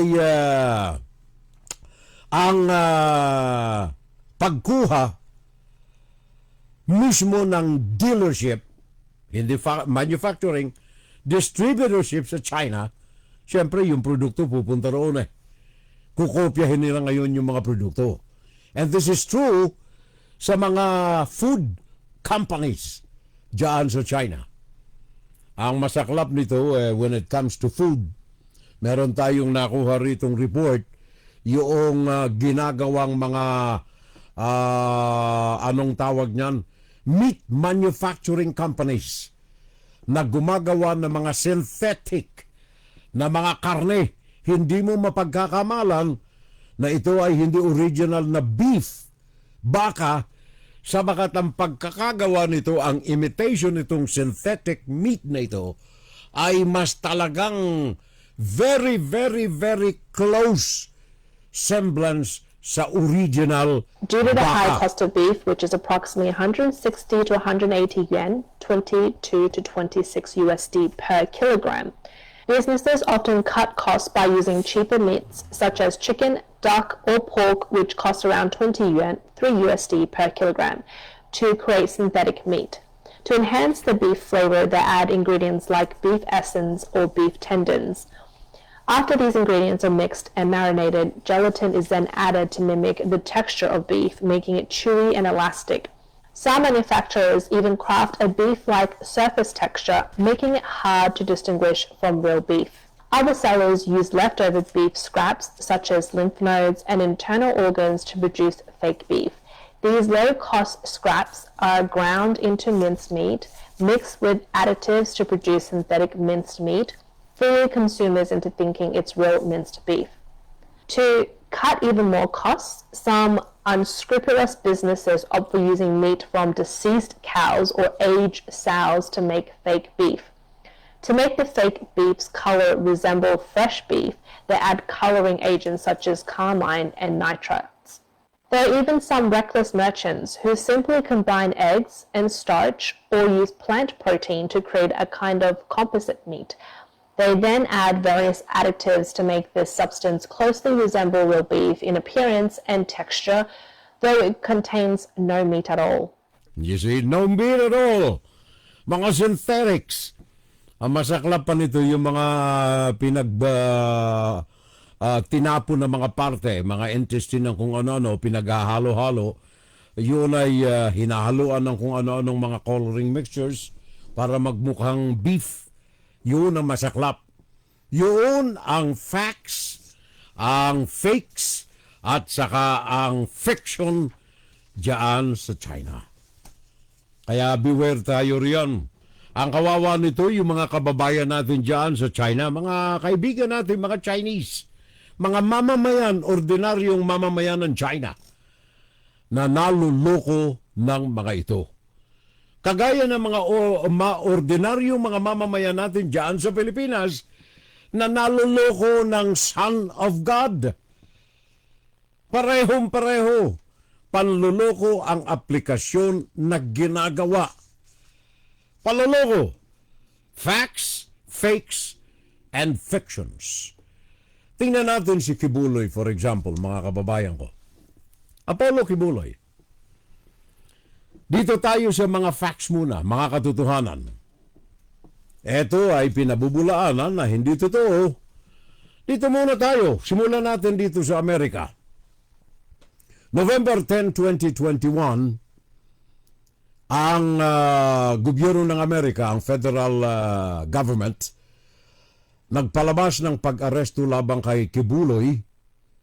November 10, 2021, yung mga prosecutors sa California ay nagpalabas ng kanilang mga mandamiento de arresto, arrest warrant, kay Quiboloy dahilan sa mga kaso na isinampa laban sa kanya sa California, sex trafficking. Hindi lamang yan, ito yung mga kaso ng pang-aabuso ng mga babae may mga edad 12 anyos hanggang 25 anyos. Ayon ito sa tala, official document na isinumiti sa U.S. Prosecutor's Office. Dahilan dito yung mga assets ni Quiboloy dito sa Amerika ay classify ng U.S. government, kagaya ng mga Marcoses, ill-gotten wealth. Noong Disyembre 2022, ang Department of Treasury and Department of State ay nagpalabas ng sanction labang kay Quiboloy kasama ang iba pang mga individual sa ilalim ng kanyang religious organization. Pinaninindigan ako ng balahibo pag sinasabing religious organization. Dahilan sa corruption and gross human rights abuses dito sa Amerika. Yan ay 2021 and 2022 na gumawa ng hakbang ang Estados Unidos. Hindi lamang yan, ang Hawaii ay nagpalabas din ng kautusan labang kay Quiboloy dahilan naman ito sa money laundering. Naalala ninyo yung alalay nito diyan sa Hawaii? Felina Salinas. Noong 2018 naunang kaso, kaya sumiklab ang kaso labang kay Quiboloy. When it rains, it pours. 2018, nasa kote ng federal agents sa Hawaii, etong Felina Salinas, na nagtangkang palusutin sa magitan ng mga male-maletang pera, sinakay sa private plane, papunta sana ng Pilipinas from Hawaii. 335,000 cash. May 20 milyon. Ayon sa records ng Hawaii, 20 milyon ang money laundered ni Quiboloy from the United States patungo sa Pilipinas noon lamang na mga taon 2014 hanggang 2019, a period of 5 years. $20 million in cash. Yan ay mga facts. Galing po yan sa federal government. Now, ngayon, etong si Quiboloy ay hinahunting ng Amerika. Kaya nga ba't sabi ni Quiboloy, merong ipinatong sa kanyang $1,000,000 Pupuntahan natin yung mga kataganyang yan mamaya sapagkat yan ay mga fiction. Fiction ni Quiboloy. Sapagkat dito sa Amerika, mga kababayan, hindi uutos ang federal government dito na i-assassinate ang isang ordinaryong tao na may kaso lamang na trafficking, human trafficking, rape, money laundering. Hindi mag-qualify yan doon sa sinasabi ni Quiboloy na didudukutin siya at ipapapatay siya, may nakaputong na 2 million sa kanyang ulo. Fiction. Wala akong katotohanan. Kahit tingnan ninyo ang manual ng CIA. Halughugin ninyo ang mga records ng Pentagon. Anti-terrorism laws ng Amerika. Tingnan pa ninyo yung mga records sa Guantanamo Bay. Tingnan ninyo ang mga records ng mga bilangguan sa Amerika, penal codes ng Amerika. Tingnan ninyo ang mga batas na may kaugnayan sa mga terorismo. Walang nakalagay dyan na assassination ng sino man na kalaban ng Amerika sapagkat ikaw nag-money launder o kaya nag-illegal kang transfer ng pera sa ibang bansa. Pinakamataas na parusa riyan ay pagkakabilanggo at forfeiture ng iyong mga properties. Fiction. Ano ang kaso pa ni Quiboloy dito sa Amerika? Sex trafficking. Sabi ng Prosecutor's Office ng United States Department of Justice, si Quiboloy ay indicted, idinimanda, binasahan ng demanda, at iba pa mga miyembro ng simbahan niya ng sex trafficking. Formal na iniharap ang kaso labang kay Quiboloy Nobyembre 11, 2021. 2.5 taon ang nakalilipas. Ang indictment na ito ay di umano ay pinipilit nito ang mga kabataang babae, edad 12 anyos, pataas, na makipag-sex sa kanya. As well as, meron siyang sex trafficking na isinasagawa ayon sa record ng federal government, gawa ng para lamang makapunta rito sa Amerika, ang isang Pilipina, hindi lamang dahilan sa sex, kundi para mamalimos, ay magkunwari na ikaw ay girlfriend ng isang Amerikano. So ipakakasal ka ngayon sa magitan ng simbahan na ito ni Quiboloy. Pakakasal ka ngayon para makapunta ng Amerika. Illegal. Pag nandirito ka na, either na kung may itsura ka at nakursunadahan ka ni Quiboloy, sex toy ka ngayon ni Quiboloy, o kaya ikaw ay mamamasada sa kalsada. Sabi nga rito sa mga testimonya, nagkukunyari silang mga bulag, mga pepe at saka mga bingi para mamalimos sa kalsada. May mga toka rin sila. May mga toka sila kung ilang libo sa isang araw. Pag hindi mo natupad yung toka sa iyo, aabutin ka ng parusa sa kamay ng mga tauhan ni Quiboloy or mismong galing sa kanya. Prosecutors have stated that they will also retrieve Quiboloy's U.S. assets originating from ill-gotten wealth. Dahilan dito sa mga pamamalimos na ito. Noong Pebrero 5, 2022, ang FBI, Federal Bureau of Investigation, nagpalabas ng poster ni Apollo Quiboloy, wanted dito sa Amerika.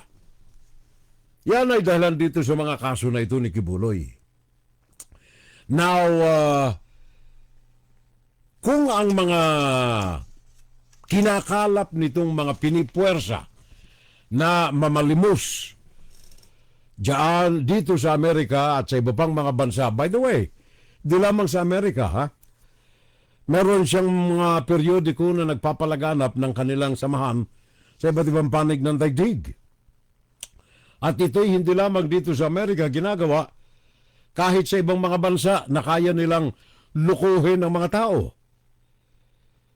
Kaya dahilan dito sa mga records na itong na-compile, na pagsama-sama ng federal courts dito sa Amerika, may mga sanctions na tinanggap ang samahan ni Quiboloy at si Quiboloy mismo. Lahat ng mga ari-arian, properties at mga intereses ng kanyang organisasyon sa Amerika ay kinumpiska ng Amerika. Any entities directly or indirectly owned or even 50% owned by Quiboloy and the organization, kinumpiska ng Amerika. Lahat ng mga contributions, provisions of funds, goods and services na nakolekta at nagbenepisyo si Quiboloy ay kinumpiska rin ng Amerika. Higit sa lahat, wanted person si Quiboloy dito sa Estados Unidos. Sanction labang kay Quiboloy dito sa Estados Unidos. Malawak ho ang coverage ni Quiboloy, hindi lamang sa umasa sa Philippine money. Although dyan sa Pinas, ganun din ang ginagawa, pero mas lucrative, mas malaki ang kinikita nitong mga grupo na ito ni Quiboloy sa iba yung dagat kaysa sa dyan sa Pilipinas. Ngayon, ang fake na sinasabi ni Quiboloy, totoo naman itong mga pangungulekta namin, pero hindi puwersahan. Fiction, sabi niya. Fiction itong mga charges sa akin ng Amerika. Hindi totoo. Sa lahat ang aking mga nakukolekta, sabi ni Quiboloy, para sa mga mamamayan na mga Pilipino para makatulong kami. May nabalitaan na ba kayo riyan na natulungan ni Quiboloy sa Pilipinas? May nabalitaan na ba kayo riyan? Fictions of Quiboloy. Ano ang facts, mga kababayan, ni Apollo Quiboloy? Eto by the way, si Quiboloy, yung mga magulang nito, mga kapampangan na mga magulang nito, nanay, tatay, parang Ed Tolosa, mga kapampangan ng nanay, tatay nito, pumunta ng Davao para maghanap buhay sa bakat walang kinabukasan na nakikita ang tatay ni Quiboloy sa Pampanga. So pumunta sila ng Davao at doon ay mga pusikit silang mga tagasunod ng Pentecostal Church, United Pentecostal Church. By the way, ito ay itinatag dito sa Amerika. American brand ang Pentecostal Church. Pero sa Pilipinas, nagtayo ang ilang mga kadugo nating mga Pilipino. Isa rito yung mga magulang ni Quiboloy. Si Quiboloy, si Apollo, ay naging miyembro rin ito sa batang edad. At nung siya 25 anyos, namuno siya sa youth group ng Pentecostal Church. Kaya lamang iba ang pamamalakad nitong si Apollo Quiboloy, sinipa siya ng Pentecostal Church. Sa ikalawang pagkakasipa sa kanya, tumiwalag na itong si Quiboloy, nagtayo ng kanyang sarili na samahan na, I don't know kung ito ay Pentecostal pa rin, pero ang tawag niya rito anong tawag niyan? Yung kanyang simbahan? Kingdom of Jesus Christ. Pinaninindigan ako ng balahibo pag ito ay nababangkit ko yung pangalan niyan. Kingdom of Jesus Christ. Ang kanyang sabi, ang kanyang pinangangalandakan sa mga tauhan niya, para sa bayan, para sa mga mamamayan, iligtas ang kanilang kaluluwa sa lahat ako ang anak ng Diyos. Patawaran tayo. Pero yung anak ng Diyos, taliwa sa ginagawa ng tunay na anak ng Diyos. Facts. Saan napupunta yung mga milyon-milyon na nililikom nito sa mga pagpapalimos ng kanyang mga tauhan, na mga nabulagan na takot sa kanya? Saan napunta yung milyon-milyong dolyar, hindi Philippine money, dolyar? Galing dito sa Amerika, galing sa Europa at iba pang mga bansa na kung saan lumaganap ang kanyang pamamalimos na puwersahan. Ano ang records na nakuha natin dito? Mga properties and assets of Apollo Quiboloy. Cessna Citation Sovereign.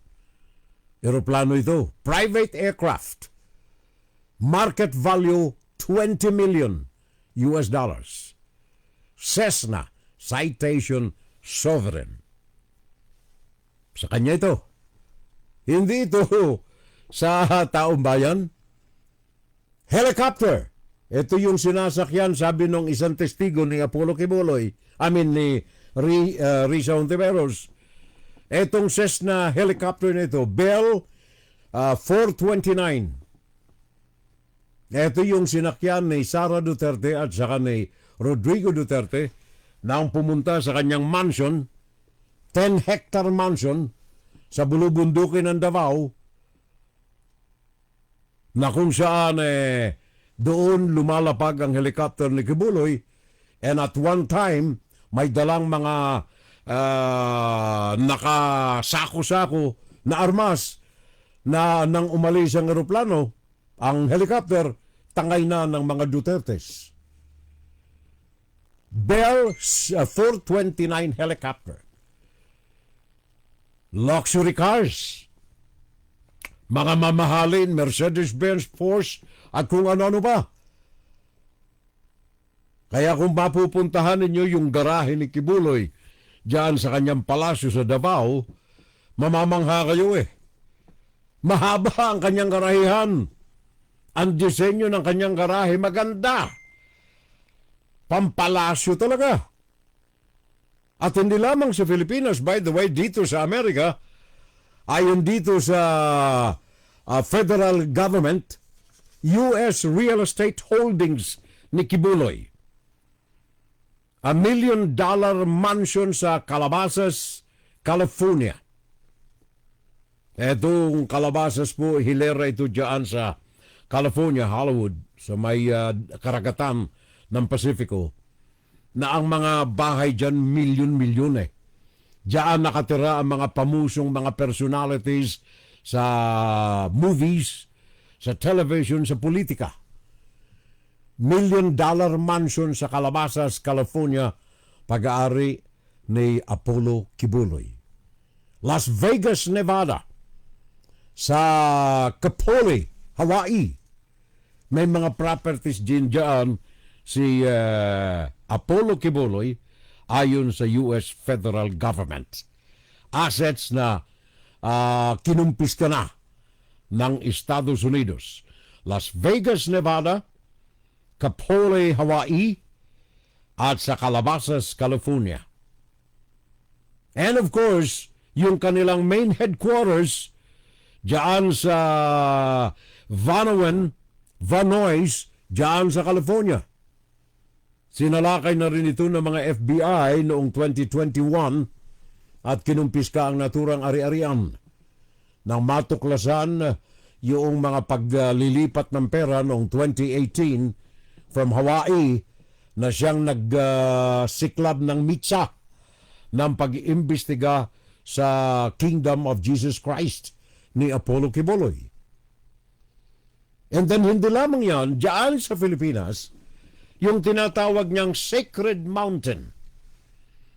Iyan ay 10 hektarya diyan sa Tamayong, sa Davao City, na kung saan diyan ang kanyang mansion, 10 hectare, na Sacred Mountain. Natatandaan ninyo, several years ago, nasangkot ang pangalan ni Quiboloy doon sa assassination ng pamilya ng isang dato. Anong pangalan noon? Sana ba yan?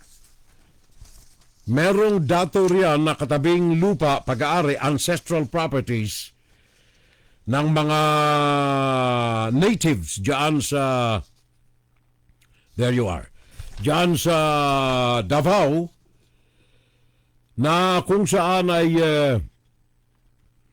nais bilhin daw ni Quiboloy.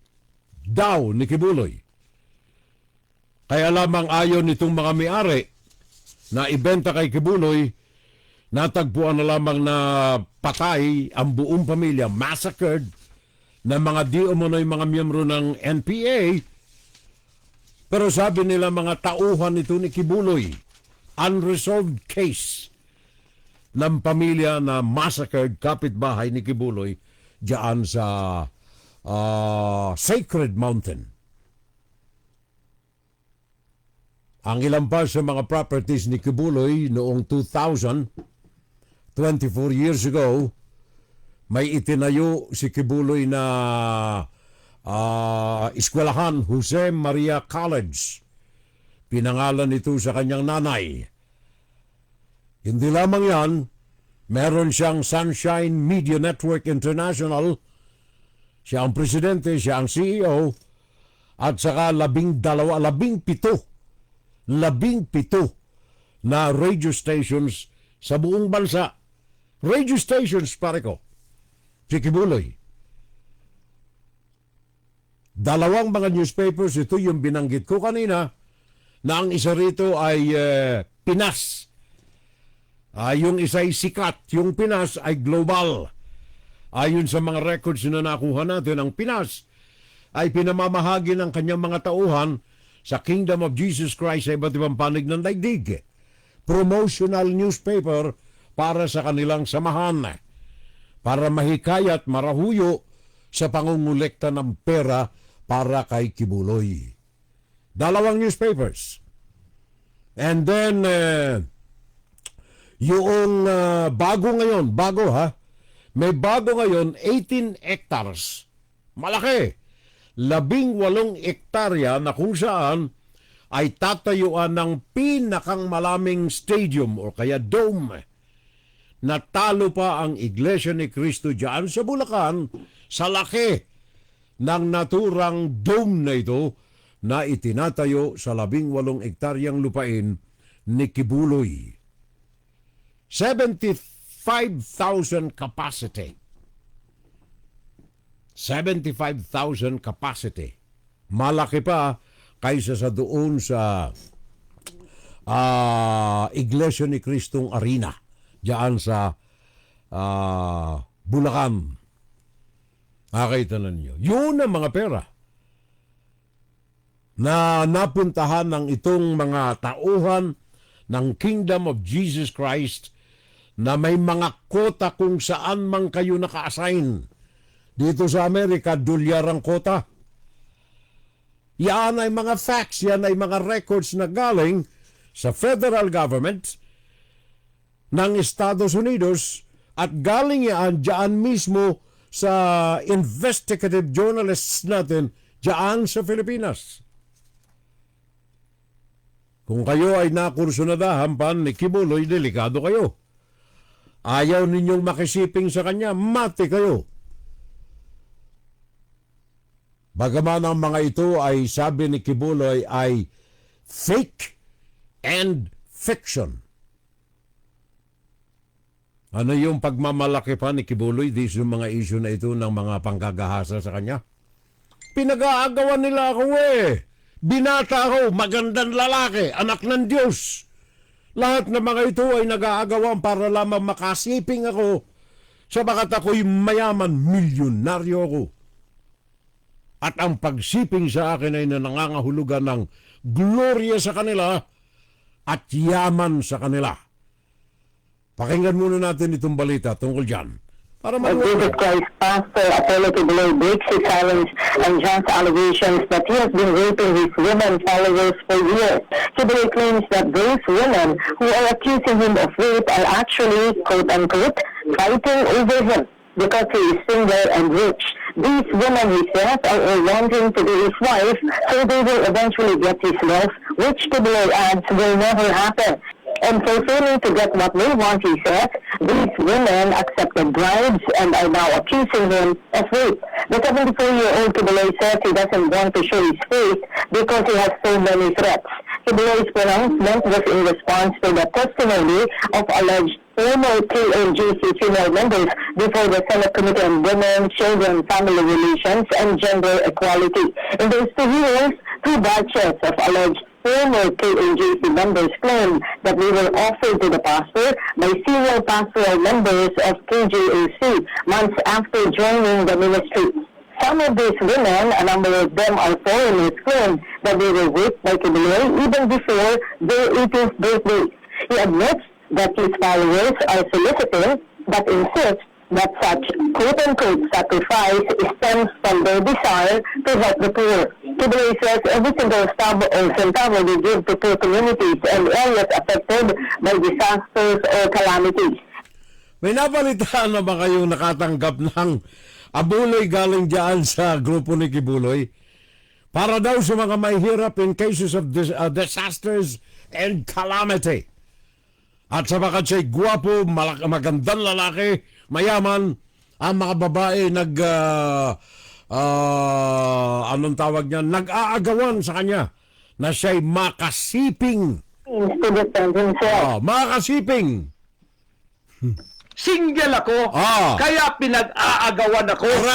Pagkatapos na ako ay maghihindi, mapapahiya, ibabaliktad nila sa akin. Pinag-aagawan nila ako. Dahil nananawagan sa mga magulang, mayaman na tayo pag nangyari ito. Napahiya, ngayon binayaran, at ngayon binabaliktad ang lahat ng istorya. At ang reliable sources... Sandali. Yan muna ang issue na yan. Mayaman ako, pinag-aagawan ako, pag ako'y napasiping dito kay Quiboloy, milyonaryo na tayo. Adding insult to injury. Malaking insulto yan sa mga... Anong akala ni Quiboloy dito sa mga babae? Titihaya na lamang para yumaman? Pare ko, yaan ay fiction, yaan ay fake, yaan ay hallucination. Para bagang pumasok na talaga sa... Alam mo ang isang sinungaling na tao, pare ko. Ito ay prueba ito. Mga psychologists, psychiatrists mismo ang nagsabi nito. Kapag ang isang tao ay paulit-ulit na naniniwala sa isang bagay, totoo man o kasinungalingan, siya mismo ay maniniwala na ang kanyang sinasabi ay totoo. Pag naniwala ang isang tao sa kasinungalingan, nang paulit-ulit niyang sinasabi sa iba, ako'y maganda lalaki, ako'y maganda lalaki, ako'y maganda lalaki, maganda lalaki, ako maganda lalaki, ako maganda lalaki, ako. Ang paniwala ako sa sarili ko, maganda lalaki na nga ako. Yun! Si Quiboloy, hallucination.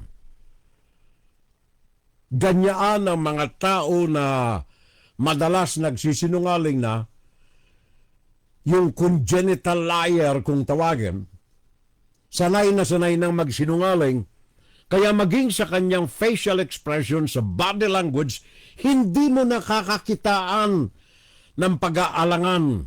Sabagat sanay na siya na magsinungaling. Sa akin, ang ulo ko po ngayon, ipatong na $2 million or 100 million pesos. Baka yan ay madagdagan pa kung may maunang makapatay sa akin. Saan man po ako naroroon, nandoon sila nakasurveillance sa akin at naghihintay na lang ng tamang pagkakataon upang ako ay kidnapin o kaya patayin. Hindi po ako... Ano ito, sabi niya, ang FBI, ang CIA ay binabantayan siya. Naghahanap lang ng pagkakataon upang siya ay kidnapin, patayin. Sabi ni Quiboloy, sabi ko na nga sa inyo kanina mga kababayan, gumawa ko ng research dito sa operations ng CIA, ng FBI. Mga bukas naman ang kanilang mga websites dyan eh. Hindi lamang yaon, kundi yung kanilang mga procedures, mga qualifications upang umabot dito sa extreme decision na ipakidnap ang isang tao o ang isang individual. Mga kababayan, maliwanag po maging sa anumang doktrina, maging sa mga reglamento. At one time ako I was associated with ISAF nung araw, Intelligence Service ng Armed Forces of the Philippines. Ang kanilang mga doktrina riyang kopya rito sa Amerika. Ngayon, diyan sa mga tao na mga targets for assassination, for example. Hindi imposible yan. Pero yun, doon lamang sa mga high profile, talagang extremely, na ang aksyon nito ay makasisira, ikamamatay ng milyong tao. Like for example, head of state. Like for example, Vladimir Putin. Wala nga yung assassination attempt kay Vladimir Putin Xi Jinping, for example, apektado ang ekonomiya ng daigdig ng kanyang bawat galaw. Walang mga assassination dyan. Sino si Apollo Quiboloy para pag-aksayahan ng panahon na 2 million para lamang ipapatay ng CIA, ng FBI? Ha, ha, ha, ha, ha. Magpaparesto sapagkat ako po ay siguradong papatayin. Kasi rendition na ang kanila, hindi na po extradition. Okay. Sandali. Yung rendition, ha? Rendition.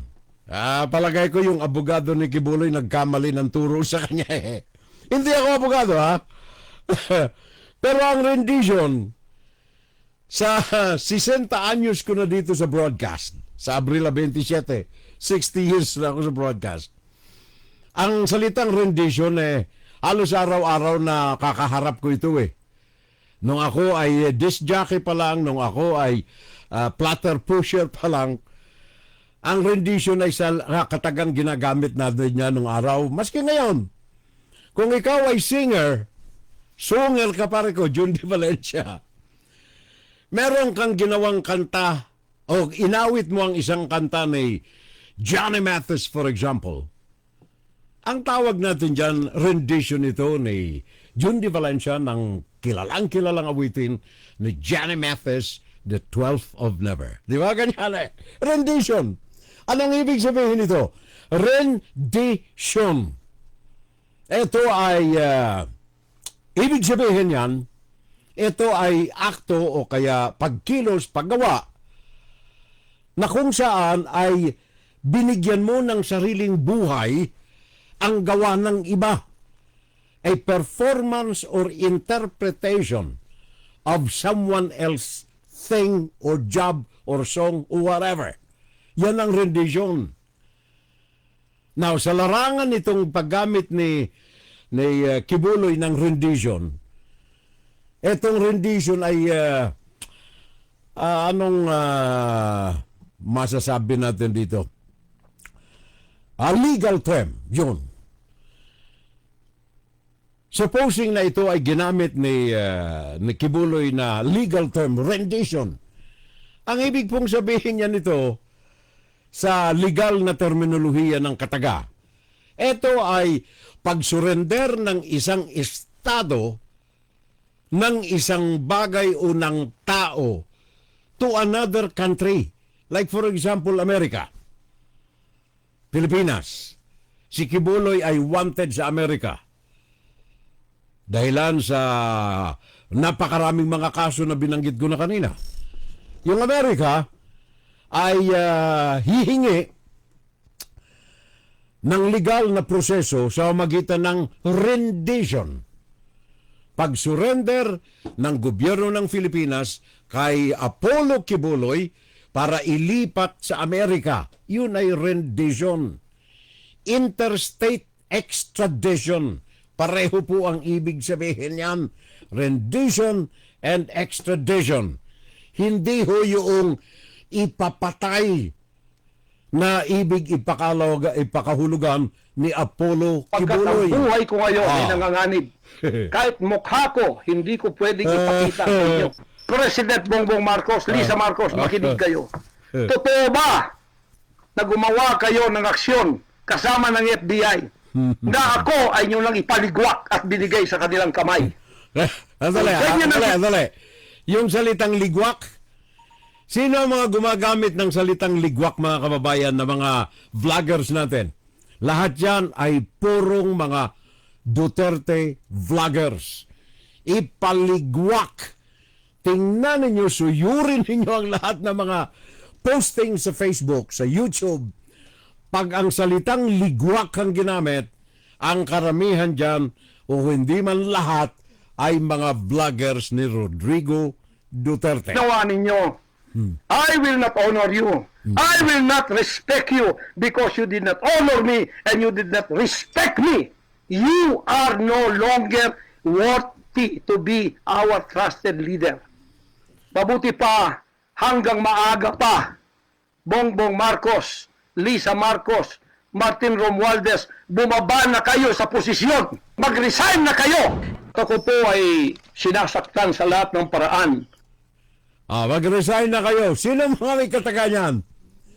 Mga Duterte, si Polong Duterte, yung mayor ng Davao City, mga Duterte yan eh. Birds of the same feather. Nagkataon lamang na yung kanilang unity team ay hiwalay na ngayon. Facts, hindi fakes, hindi fiction, mga totoong nangyayari sa kasalukuyan. Napakahaba pa ng gusto kong sabihin sa inyo mga kababayan, kaya lamang ala na tayong oras eh. Pero yung mga idinuduro sa kanya, itinuturo sa kanya ay mga facts. Yung mga baril na isinakay sa helicopter, pinatutuhanan ng isang nangalang Rene na nangyari. Mga facts laban kay Quiboloy, laban kay Duterte, laban sa mag-ama. Facts sa kaso ng mga Quiboloy at Duterte. Sa Glory Mountain po, pag dumadating po si Quiboloy, sakay ng chopper, may dala po siyang mga malalaming bag na laman po ay mga iba't ibang uri ng baril. At ilalatan po ito sa tent, nakatabi po ng mansion niya. Minsan po pumupunta din po doon si former President Rodrigo Duterte at former Mayor, Davao Mayor Sara Duterte. At pag umaalis na po sila doon sa Glory Mountain, dala na po nila yung mga bag. Na siya pong bag na nilalagyan po ng mga baril. Pinaalalahanan kita, Elias Rene, ha? Tulad ng lahat ng resource persons, under oath ka, makukumpirma mo ba ito na nakita mo sina dating Presidente Duterte at kasalukuyang VP, dating Mayor Sara Duterte, dun sa Glory Mountain? Yes po, Madam Chair. Nakikita ko po sila sa Glory Mountain. Yan ang pahayag ni Rene, mga kababayan. Well, sa magitan niyan ay tinatapos natin itong bahagi na ito ng ating insights, facts, fakes, and fictions. Inside, Guro-Guro, Opinion, and Saturday Live. Kayo na ho ang bahalang magtantya, maglimi-limi, magtimbang-timbang sa mga bagay na inyo pong mga Saturday Live! Saturday Live! Sabi ni paring Jun de T. Valencia, birds of the same feather are the same birds. Pakinggan si Terrell Salvo tuwing Sabado dito sa FBS Web Radio para sa mga Pilipino. Okay ka paring Jun Dia. Kaya medyo nag-pause ako ng konti para may konting drama Birds of the same feathers are the same birds. Puso ko sa bayan ko. Ito na ninyo mga kababayan ko. Nancy, thank you so much too. Maraming salamat. Kumusta na lamang sa mga kaibigan natin dyan, Nancy, sa lahat ng mga kaibigan natin at sana'y pagpalain tayo ng buong may kapal. Alam mo, pag nakakakita ako ng mga apelyado ng mga kaibigang Chinese, naalala ko ang Diyos Gawa ng the other day, meron akong kahuntahan sa Messenger sa Facebook. Pinakilala sa akin na lumusot sa south border sa Mexico. From China, Maring Nancy. From China. Isang nanay, isang tatay, at saka isang 3 taong gulang na anak na babae. nakipag-chat sa akin the other day, pinakilala ng isang kaibigan kong Chinese na nakabase sa San Diego. Sabi niya, kinukup-kup niya ito sapagkat lumusot sa magitan ng South Border.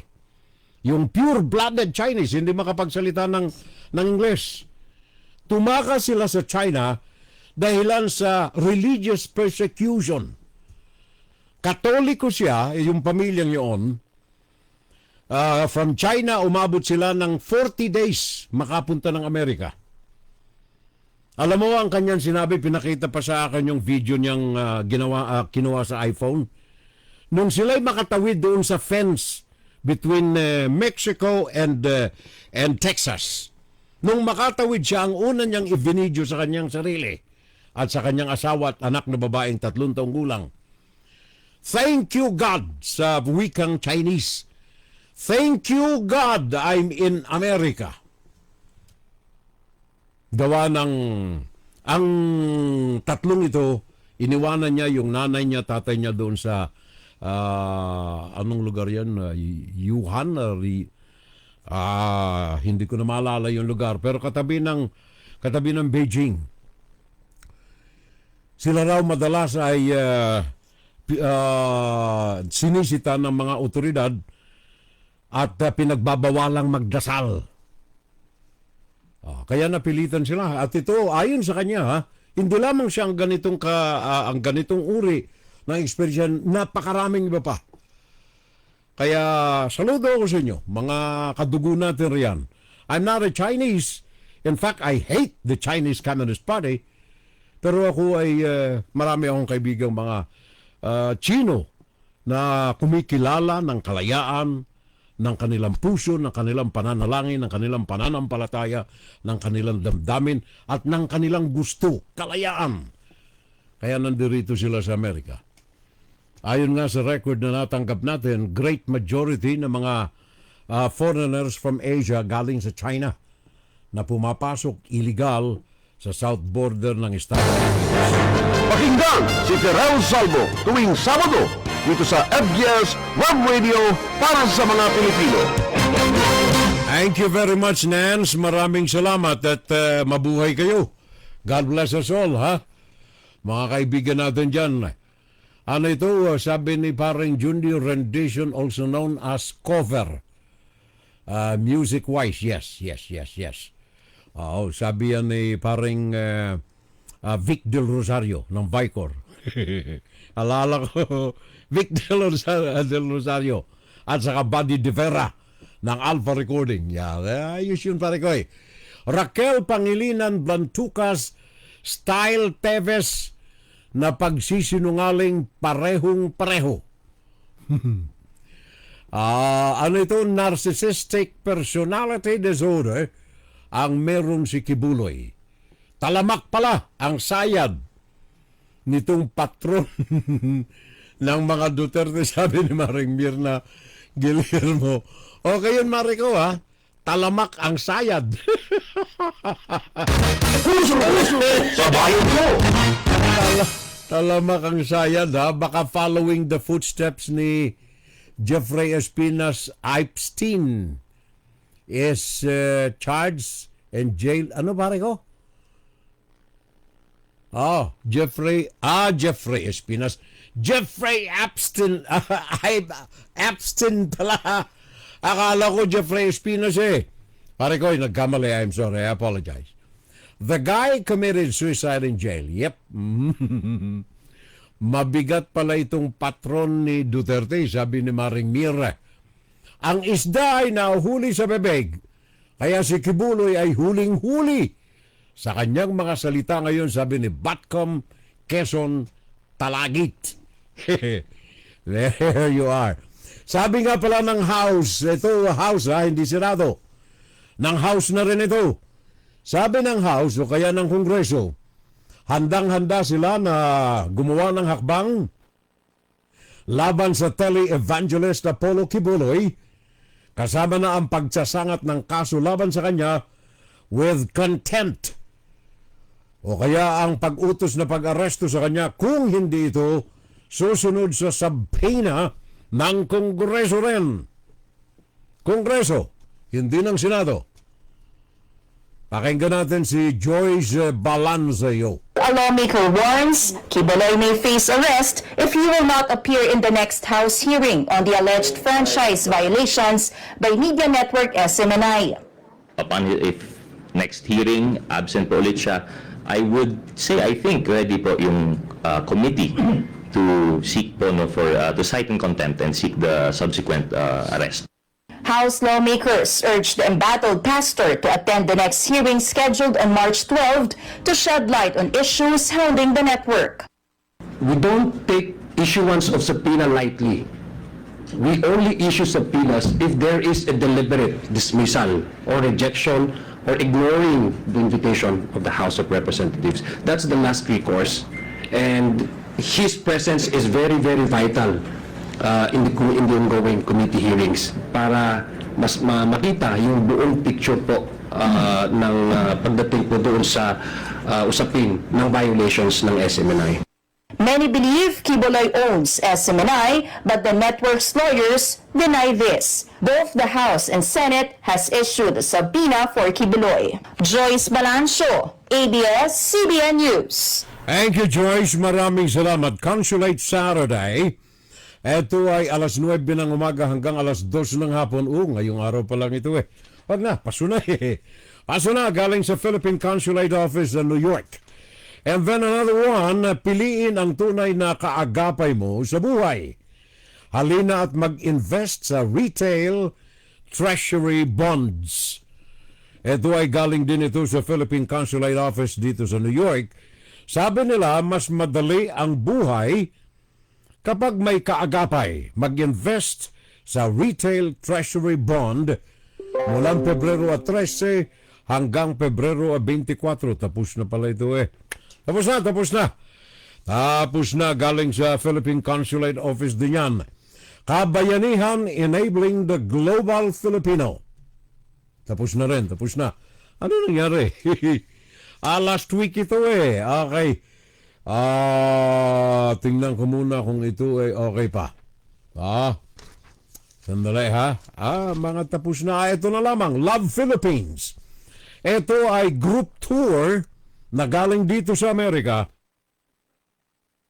Sponsored by the Philippine Tourism. Papunta dyan sa Pilipinas, sa Manila, Bacolod, Cagayan de Oro, at saka Bukidnon. Kung nais ninyo na mapasama dito sa tourism tour, very important Pinoy tour ang tawag dito. Maaari kayong makipag-ugnayan sa ating Philippine Consulate Office. Registration is available. Deadline, April 12. Para lamang mapasama. Ang schedule nito ay gagawin. Biyahe dyan sa Pilipinas. Embark on an unforgettable journey with the 2024 very important Pinoy tour in the Philippines. Register now and secure your spot. Okay? So, July 21 to July 30 ang tour ng very important Pinoy dyan sa Pilipinas. July 21 to July 30. Registration is going on until April 12 this year. Kung nais ninyong mapasama doon sa very important Pinoy. Sponsored by the Philippine Tourism. Going to the Philippines. Pakinggan si Terrell Salvo tuwing Sabado dito sa FBS Web Radio para sa mga Pilipino. Meron pa ba tayong mga nakakaligtaan dito? Sandali ha, sisilipin ko lamang sandali. Mga partners riyan, with your indulgence, Pacho Pasya. Okay pangalan pare ko. May rhythm pa ha. Pacho Pasya. Okay, thank you. Thanks for the company. Thanks for watching. And then Jem King. Salamat din pare ko sa pakikipagkatuwaan sa atin. Angelito Mora. Also with us, Angelito Mora. And then vlog ng Pasig. Aba pare ko marami akong kaibigan vloggers. Napakarami akong mga kaibigang mga vloggers. In fact, yung iba sa kanila, sabagat mga bata pa, siguro itong vlog ng Pasig, bata rin ito eh. Ang tawag sa akin Tatang. Tatang Pio, ang tawag sa akin ng ibang mga vloggers riyan eh. Parikoy, welcome sa show. Vlog ng Pasig. Pakikalabit naman yung mga subscribers mo riyan. Pare ko, vlog ng Pasig. Na ikangay pakinggan itong post natin either dito sa Facebook o kaya sa YouTube. Alright, Fiorel Salvo, F-I-O-R-E-L Salvo, dyan sa YouTube. And then Reynaldo Malinao, baka ito'y taga-Albay ha? Marami akong mga kaibigan riyan na taga-Albay, taga-Tiwi. Ang apelyido yung mga Malinaw. Ito yung Reynaldo Malinao. And then si Mamet Tizon. Thank you. De Vera Mondala Liudelope Parekoy. Tahimik ka lang dyan ha. Tahimik ang kaibigan ko. At saka Susana Pahe. Thank you. And then si Arif Hussein. I hope you can understand my language. It's a Filipino. Arif Hussein. Thanks for the company. Maraming salamat. Aljen Kapanay. Maraming salamat. Ang dami nating mga kasamang bago. Aljen Kapanay. Nel Gorom. Thank you very much, Nel Gorom. Jemmy Alcano Parikoy. Maraming salamat. Milagros Coton, thank you. At saka Bong, I don't know kung anong last name ni Bong. Parikoy, welcome. Thanks and welcome sa ating FSL community. Bong, thank you, maraming salamat. Betchy Tolentino also, thank you. Noli Delinia. Mga kamag-anak ng asawa ko, ang mga Delinia dyan sa Naga, sa Camarines Sur. Taga-riyan ka rin ba, Parikoy? Noli Delinia. Thank you and thanks for watching. Maraming salamat for the company. Engineer RRF Garcia. Thank you, Engineer. Alamin salamat. Andre Yang Parikoy. Maria Sheila Salvo. Aba, ang aking pamangkin. Shay, pakikalabit yung atin doon na bangko ha. Maria Sheila Salvo, pakikalabit ha, Shay. Kailangan kasi noong party. Kailangan niya yung response daw eh. Malaman kung may flow na o wala. Maria Sheila Salvo, thank you. Maraming salamat, Shay. At saka Rolly Montalban is with us today. Thank you, Rolly. Thank you so much. At saka si She Aus. I don't know kung anong tunay na pangalan ito. S-I-E and then A-U-S. Australia siguro. At saka Wilfredo Martin. I'm watching. Sabi niya. Wilfredo Martin. Thank you, Parikoy. Maraming salamat. Helen Opeda. Thank you, Helen. Maraming salamat too, Helen Opeda. And of course, si Janet Torres Bocobo at saka si Vivienne Lim. Sila ay mga mahal natin. Puso ko sa bayan ko. And of course, tuloy-tuloy tayo. Ito pong China na banggit ko kanina. Meron akong report dito. Galing din ito sa mga kaibigan natin from China. Aking nakikipagtalas-tasan tayo para lamang po hindi nakukulob. Hindi na itatago ang tunay na kalagayan dyan sa China.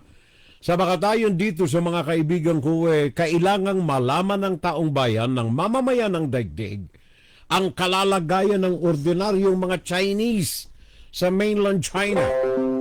Ang inireklamo nitong mga kaibigan natin dyan, prices of exports and imports are falling. Sa madalit sabi, sa hanapbuhay, malaking dagok sa kanila. It's plummeting. Unemployment is rising. Yun ang mga headings na ipinagkalob sa atin dito. And the real estate crisis has deepened. Malaking-malaki ang problema, lumalago ang problema sa real estate. Naalala ninyo yung Evergrande na pinakang malaking real estate company sa China na diskaril na bangkarote. Kaya yung mga presyo daw ng kanilang mga ginagawa, factories dyan sa China, ay hindi nakanais-nais. Ang sentimiento ng mga mamamayan sa China in general ay masama na yung mga foreign investors ay tumatakas, umaalis sa China. Foreign investors are fleeing China in record numbers. In the city of Huangjiangbei commercial area. Ito po'y binabasa ko itong mga pinadadala sa aking kalatas dito. Sa lungsod ng Huangjiangbei commercial area, isa raw ito sa pinakang notorious places na mabibili ninyo ang mga electronics, mga high-tech, at kung ano-ano pa. Ngayon ay wala na. Ang mga activities nito ay masyado ng napakang nasa level ng panganib. Wala na. The massive mall is closed. Diyan sa Huangjiangbei Commercial District, diyan sa China. Meron tayong report, pakinggan natin sandali. Nang ikangay may paabot naman natin sa kanila. Ito po ay translated to English from Mandarin. In the past 2 years, one prominent problem China faces is insufficient consumption. For instance, the period leading up to the Chinese New Year is typically the annual peak season for shopping, but this year's spending appears exceptionally low. Previously, bustling shopping centers now appear deserted, with many storefronts empty. January 27th, it is Saturday. There's still half a month until Chinese New Year. In previous years, supermarkets were crowded with people buying New Year goods. Now people seem to have disappeared, probably shopping online. The current situation of the economy is really not optimistic. The mall also shows a bleak scene. People were expecting to experience the bustling atmosphere of Hangzhou during the Chinese New Year, but unexpectedly found the entire square unusually deserted. Today, on the second day of Chinese New Year, I came to Hangzhou for tourism. Look at the Wanda Plaza in Gongshu District, Hangzhou. There's no one. During the New Year, the streets of Foshan, Guangdong are also eerily empty. At 10 or 11 in the morning, the stores are not open. Clothing stores, department stores, no one is on the streets. It seems that people from other places are not celebrating the New Year in Foshan. In the supermarket, only 2 elderly people are shopping. The malls are empty and quiet. Even the pedestrian streets hardly have any people. It is too cold outside, so I came into this mall to warm up a little bit, and also to shop a little. But I did not expect inside such a big, luxurious mall, there are not many people. During the New Year, the streets of Shenzhen are similarly deserted. Additionally, some people pointed out that traditional New Year markets are also lacking the usual crowds and lively atmosphere, with businesses not doing well as in previous years. What's going on this year? Last year, around the 20th day of the 12th lunar month, gifts were selling like hotcakes. This year, look, there's nobody, no one on the streets, not even in the supermarkets. Are people not celebrating the New Year this year? Yan ang report na natanggap natin galing mismo sa mainland China, mga kababayan ko, sa magitan ng ating mga contacts dyan sa Hong Kong. Ang tunay na kalalagayan ng negosyo ng economy dyan sa China sa kasalukuyang mga panahon. Yan ay pinaabot natin sabagat pakiusap na rin itong mga kaibigan natin na kung maaari sabagat wala silang outlet na maipaabot ang tunay na kalagayan ng China sa mga ordinaryong demokratikong mga nakikinig, kaya't pinagkakalooban natin ang panahon itong mga bagay na ito. Mga bagay na ikangay magkakaminsay nakapaninindig balahibo na mapakinggan natin sabagat ang marketing, ang promotion, ang propaganda ng China ay malayong malayo dito sa mga natatanggap nating mga balita. Economic downturn in China, for example. Sabi nga rito sa isang report, Shanghai luxury hotels and restaurants nasa crisis period. 1 million closures and economic downturn sa larangan ng hotels and restaurant business. Siguro ipaabot ko na rin ito. Sandali ha, bago tayo tumuloy-tuloy sa iba pang mga balita. Go ahead. The continued downturn in China's economy and the struggles of the real estate sector have hampered economic recovery and severely impacting the hotel industry in China. Today, let's take a look at the Kixing International Business Hotel in Pingxi, Jiangxi. It used to be bustling with business travelers, but now it's deserted. The hotel once had a fountain at its entrance and is really beautiful, especially at night. Now, the fountain is abandoned and weeds have grown at the entrance, indicating it hasn't been maintained for a long time. This hotel was famous locally and situated in a prime location. Unfortunately, it has closed down. Here is the Zhengzhou Jiangguo Hotel in Henan, once the province's first 5-star hotel, now in a state of decline. The once active fountain at the entrance no longer works. The entire place looks abandoned. The hotel opened in 1997 and has over 20 years of history. It used to be a hub of activity, but the business has suffered greatly in recent years due to the pandemic. Let me tell everyone some unfortunate news. Wenzhou's iconic Jiangjun Hotel has officially announced its closure. Built in the early 2000s with an investment of 180 million yuan, about 30 million USD. It was one of Wenzhou's largest hotel investments. The hotel had Chinese and Western restaurants and over 200 rooms. In 2003, it even hosted the soccer legend Maradona.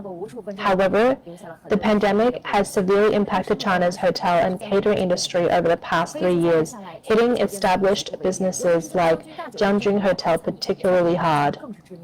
In Shanghai, a key city in China, a similar atmosphere of decline is evident. Shanghai's Qiantan area, once seen as a symbol of prosperity, now appears deserted and bleak. Shanghai is so quiet now. Even the Taikoo Li shopping mall in Qiantan is nearly empty. Thank you. Yan ay isa pang ulat na tinanggap natin galing sa mga kaagapay natin dyan sa China, sa Hong Kong particularly. Mga bagay na ikangay nais kong ipaabot sa inyo. Gawa ng ito ay taliwas sa mga natatanggap natin mga ulat galing sa propaganda machinery ng Chinese Communist Party para po sa consumption ng ating mga kababayan, especially yung mga kaibigan natin, mga kadugo natin, mga Chinese na nasa malalayang bansa nakatira sa mga sandaling ito.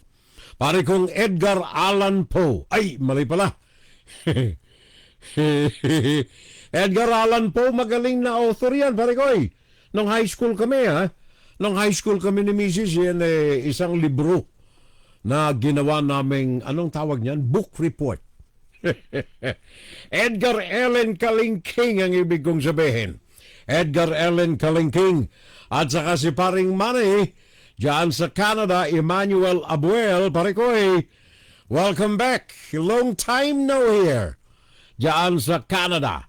Saan ngayon? Manitoba sa Canada. Paring Emmanuel Abuel, ito ang ranchero natin riyan. Kung kayo ay magagawin riyan sa Manitoba, si paring Emmanuel or Manny Abuel ay tagapamahala sa isang napakalaki na bakahan o rancho dyan sa Canada. Emmanuel Abuel, pare ko, thank you. And of course, Maring Nancy Ong, sabi niya, I'm still here.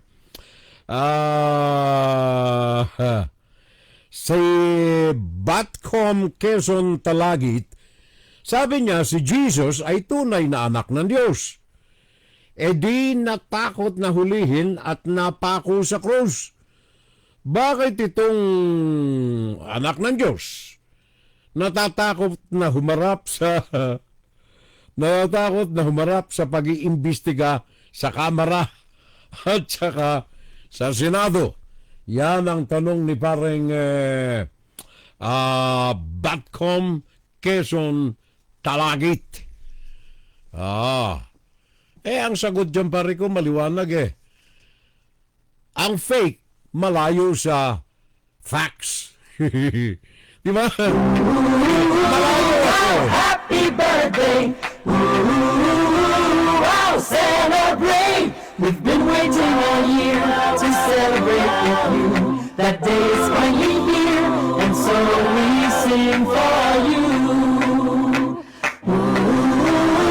I'll celebrate! Mr. Leo de Lope Mandala. Nanonood siya sa Facebook ngayon At saka si Maring sandali nawala Si Maring nope, nawala na Happy birthday na lamang Ann Lariosa Fe Alday Fruto. Ba, si architect Birthday niya nga pala noong Miyerkules, Febrero 21. Dati kasama namin ito sa IDI Subdivision, diyan sa Parañaque nung araw nung kami nandiyan. Ako ay presidente nung araw ng homeowners. Si Architect Faye Alday Fruto ang gumawa ng design libre ng aming kapilya na pinagawa ko riyan nung ako'y nanunungkulan diyan sa IDI Subdivision sa Parañaque. Libre.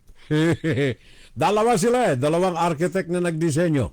Si Architect Faye Alday Fruto at saka kalimutan ko yung isa pa. Dalawa sila mga homeowners namin diyan sa IDI Subdivision. Etong si Faye at ang kanyang pamilya nandirito na rin sa Staten Island sa New York ngayon. Happy birthday! Belated! Ayan ay Miyerkules, Pebrero 21.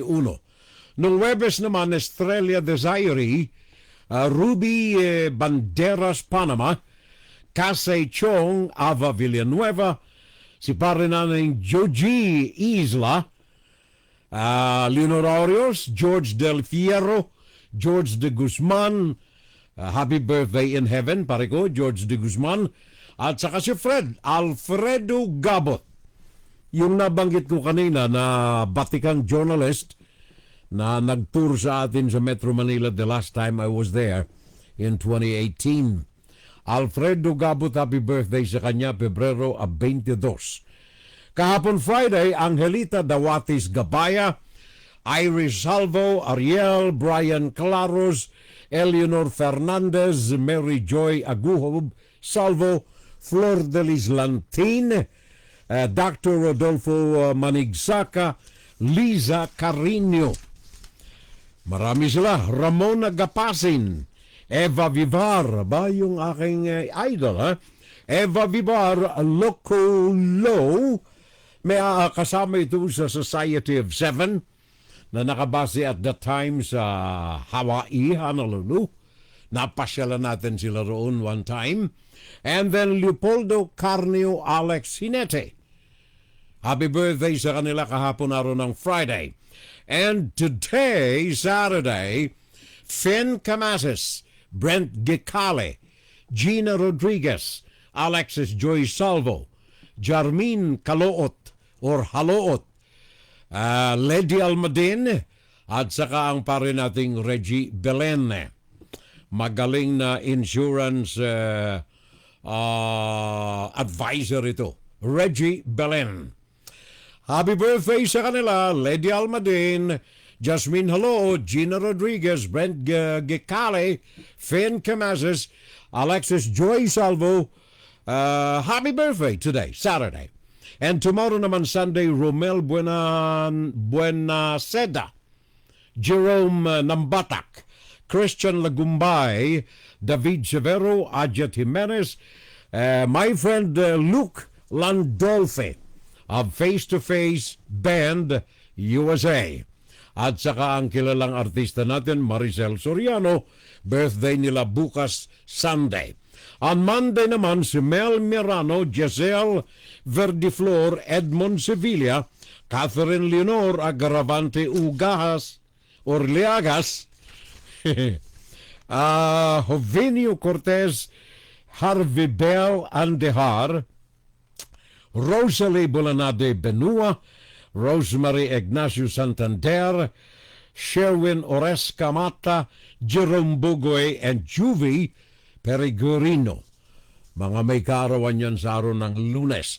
And finally, Martes, Joseph Parafina, Gary Alamer, Agatha Marie, Luella Salvo Busalsag, Jolene Salvo, Brittany Jonas Regnem, and San Hernandez.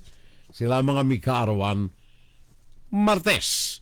Salamat sa inyong lahat and happy birthday, and also to those who are celebrating their birthday today na hindi po nasa listahan namin. Happy birthday! Wow, happy birthday!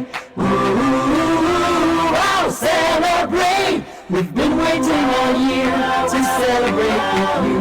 That day is finally here, and so we sing for you. Wow, celebrate! Nagmamalaki itong aking partner. Parang June de Valencia, sabi niya si Maricel Soriano, pare. You know, we just had a scene in Linlang at Kapamilya.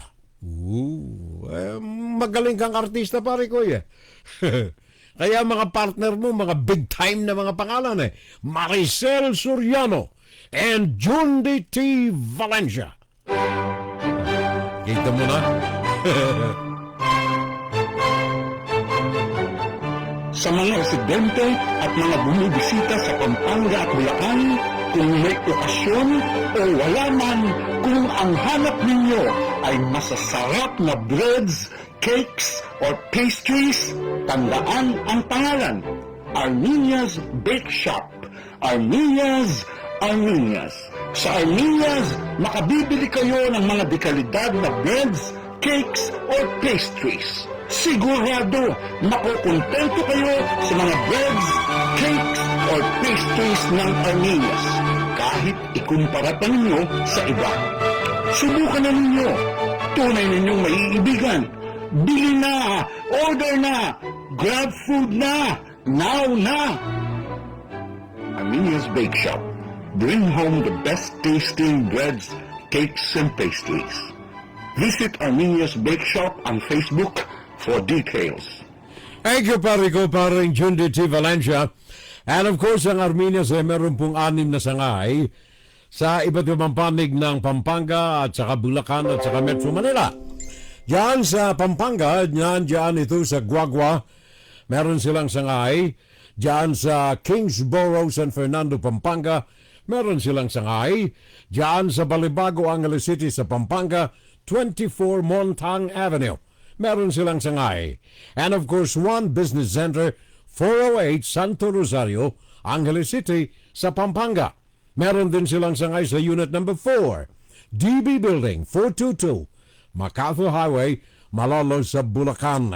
And finally, sa Tarlac City, City Walk, Zamora Street sa Tarlac City sa Bulacan.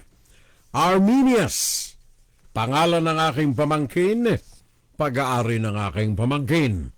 Armenia's Cakes, Breads, and Pastries. Sabi nga pala ni paring Batcom Quezon Talagit, pakihabol na lamang pare ko'y belated happy birthday in heaven sa aking tatay si Leonor N. Talagit. Leonor, tatay, ha? N. Talagit. Maricel Soriano. Meron daw silang love scene ni pare kong June de Valencia diyan sa Linlang. Eva Bibar, actor-singer that became a judge. Yep, I do not know her standing now. Sabi ni pareng June de T. Valencia. And then sa YouTube, si Maring Cynthia Herona, sabi niya, good morning na po lamang, good PM. Manoy Furel, I'm watching dito sa Sandrio sa Italy. Ngayon ay alas 5:37. Alas 5:39 na. Diyan ang hapon sa Sandrio sa Italy. Diyos mabalus po na lamang. At saka God bless, sabi ni Cynthia Herona. Si paring Romy Veray, sabi niya, God bless, medyo busy lamang ako ngayon nitong nakalipas na 2 weeks. Sorry na lamang, pare ko, no need to be sorry. Hanabuhay, unahin natin. Etong programa pwede nating i-replay. Okay, paring Romy Veray, maraming salamat. At saka si Leodelope Mandala. Good morning, Furel. Sabi ng kaibigan natin, pare ko, sa inyo mga lahat, wag ninyong kaligtaan, laging nasa puso. Puso ko, sa bayan ko. Kita na ninyo, ang bayan ko, kayo eh. Kayo ang aking bayan eh. Israel, ultimatum, ibinigay sa mga naandyan sa Gaza. Pakinggan si Terrell Salvo tuwing Sabado dito sa FBS Web Radio para sa mga Pilipino. Sabi ng Israel ni paring Benjamin Netanyahu, sabi niya, binibigyan ko kayo dyan ng ultimatum, kayong mga nandyan na mga Hamas dyan sa Gaza. Ultimatum sa inyo. Yung mga hostages, kailangan na ipakawala na. Meron tayong deadline na ipagkakaloob sa inyo, palayain ninyo ang mga hostages bago mag-Ramadan. Otherwise, hindi namin nare-respetuhin ang Ramadan at matitikman ninyo ang galit final na ipagkakaloob ng Israel sa mga walang habas na mga killers na Hamas. 130 hostages pa ang nasa kamay ng Hamas. Israel's war against Hamas started months ago in the north of Gaza, and as the fighting continues, Israeli negotiators are headed back to stalled talks aimed at getting the release of up to 130 hostages that Hamas may still hold captive in Gaza. Israel's returning to talks because mediators say Hamas has softened its demands, like a total end to the war. So, Israel's goal is to keep going till it has permanently ended the threat of Hamas. Israeli War Cabinet Minister Benny Gantz has repeated his demand that Hamas release all the hostages before the March 10th start of Ramadan. If they don't, he says the IDF will launch its offensive even during that Islamic holy month into its last major target. That's the city of Rafah, which right now is packed with more than 1 million Palestinian refugees who fled earlier fighting in other parts of Gaza. Meanwhile, more information on that new report to the United Nations showing horrific sexual violence committed by Hamas against Israeli women and girls October 7th. The head of the group issuing the report told CBN's Julie Stahl the brutal attacks included gang assaults and shooting women in their private parts. It was systematic, planned, intentional sexual violence atrocities, very sadistic and very brutal. It's very hard to see that these kind of things happen and the world denies, doesn't care, doesn't believe. Prime Minister Benjamin Netanyahu was dealing with the same issue of getting Israeli evacuees back to their homes, but this time in northern Israel, near the border with Lebanon. Many fled the almost daily shelling and drone attacks launched by Hezbollah terrorists since October. Netanyahu was visiting troops on the Golan Heights and promised an end to the Hezbollah threat and safety for Israeli residents. We will achieve it in one of two ways, by military means, if required, in a political way, if possible. Paul Strand, CBN News, Jerusalem. Thank you very much, Paul Strand, dyan sa Israel, Tel Aviv, ang ating kaibigan from CBS News. Maraming salamat. And by the way, nais lamang nating ipahabol, pakigreet na lamang ang aking apo sa pamangkin. Kahapon ay kinilala, recognized at tumanggap ito sa University of Manila, Universidad de Manila, ng karangalan bilang top student ng District Number 2. Sponsored by Powerhouse. Sabi ni Maring Mirna Guillermo, congratulations, Bilay, my sweet, beautiful girl, apo sa pamangkin. Sabi ng mare natin, Mirna ganyan. Pakinggan si Terrell Salvo tuwing Sabado dito sa FBS Web Radio para sa mga Pilipino. And hindi lamang yan, hindi lamang dyan sa Israel ang focus ng ating atensyon mga kababayan, kundi maging yung digmaan dyan sa Ukraine. Kanina pagbungad natin sa ating Fun Saturday Live, kaagad ay binigyan natin ng pagpapahalaga ang issue na ito sapagkat today, 24 ng buwan ng Pebrero, ay ikalawang taon na nagdurusa ang mga Ukrainians sa kamay ng Russia. Kaya ang Amerika, in consonance with the observance of the second year of Russian aggression in Ukraine, ang Amerika ay nagpalabas ng kanilang sanctions laban sa mga kumpanya pag-aari ng Russia na maaaring abuti ng kamay ng Amerika. The United States yesterday Friday imposed extensive sanctions against Russia, targeting more than 500 people and entities to mark the second anniversary of Moscow's invasion of Ukraine and retaliate for the death of Russian opposition leader Alexei Navalny. President Joe Biden said the measures aim to ensure Russian President Vladimir Putin pays an even stiffer price for his aggression abroad and repression at home by Putin of the Russian people. Matindi ito pare ko, 500 na mga Russian nationals and entities. Pakinggan natin si Salina Wong, ABC News, Washington. Well, the president used this to once again condemn Putin's brutal war of aggression, and he also used it as an opportunity to hammer Congress to say that, look, time is running out, and for real change here, Congress needs to pass more aid to Ukraine, using it as a chance to blame and shame House Republicans. Take a listen to what the president said here. Well, let me be clear. House of Representatives must pass the bipartisan national security bill.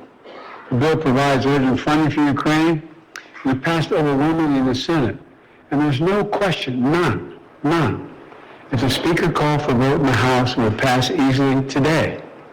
Instead, they went on vacation. And there you heard the president. He was criticizing House Republicans as the president announced that massive package of sanctions, the largest yet since the war began. But officials making clear that this can only slow Putin down. It can only slow his progress, but it won't stop him. In order for the tide of the war to change and for Ukraine to win this, Congress needs to act. And the goal of the sanctions is really threefold. One is to reduce Russia's revenues. Two is to cut Russia off from the supplies it needs to create those weapons in that war in Ukraine. And third, to try and close the loopholes that so far Russia has been able to use to evade the sanctions. There have already been sweeping sanctions in effect, but those existing ones have had a limited impact because Russia's been able to turn to other countries, including China and Iran. Thank you. Maraming salamat. Yan ang kaibigan natin Salina Wong dyan sa Washington, D.C. ng ABC News. Naalala ko tuloy dito sa amin sa Amerika. Sa kabila ng pagganda ng ekonomiya ng Amerika, yung GDP, Gross Domestic Product, ay gumaganda, tumataas.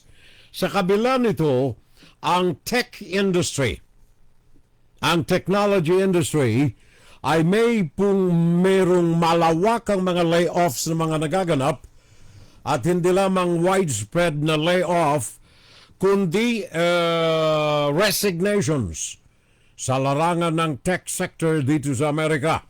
Malaki ang mga nagaganap. Ayon sa report, hindi na ipinagtataka ng industriya ng technology sa Amerika gawa ng malawakang mga paglaganap ngayon ng artificial intelligence. Maraming mga kumpanya ang gumagamit na ngayon ng mga artificial intelligence gadgets and equipment sa kanilang mga operasyon sa mga opisina Dahilan dito ay marami mga eksperto na mga technicians or mga tech savvies ang mga nangawawala ng trabaho. Layoff at the start of 2024 signal a dramatic shift in the tech industry. Ito ay sabi ni Jeff Schulman, professor ng University of Washington, Foster School of Business. We are going to continue to see layoffs happening as the future of work environment has changed, as the future technology has also changed, and as investors' appetite for risk and growth versus profitability is dominating the industry.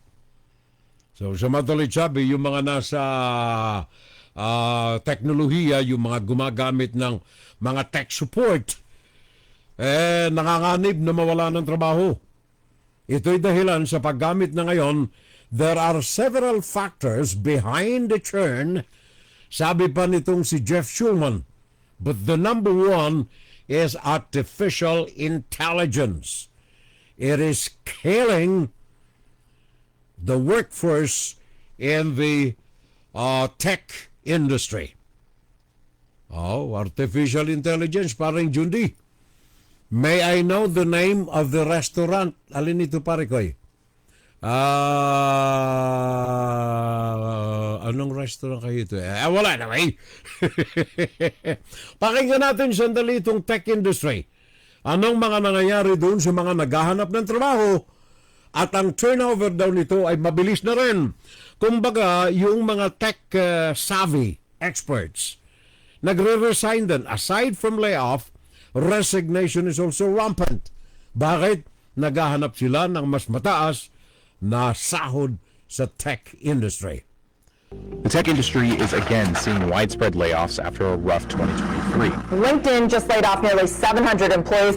Qualcomm is planning to cut more than 1,200 jobs. Google, Amazon, and Snap are among the companies continuing to downsize. And the start of 2024 seems no different as layoff announcements, especially in the tech industry, continue to make headlines.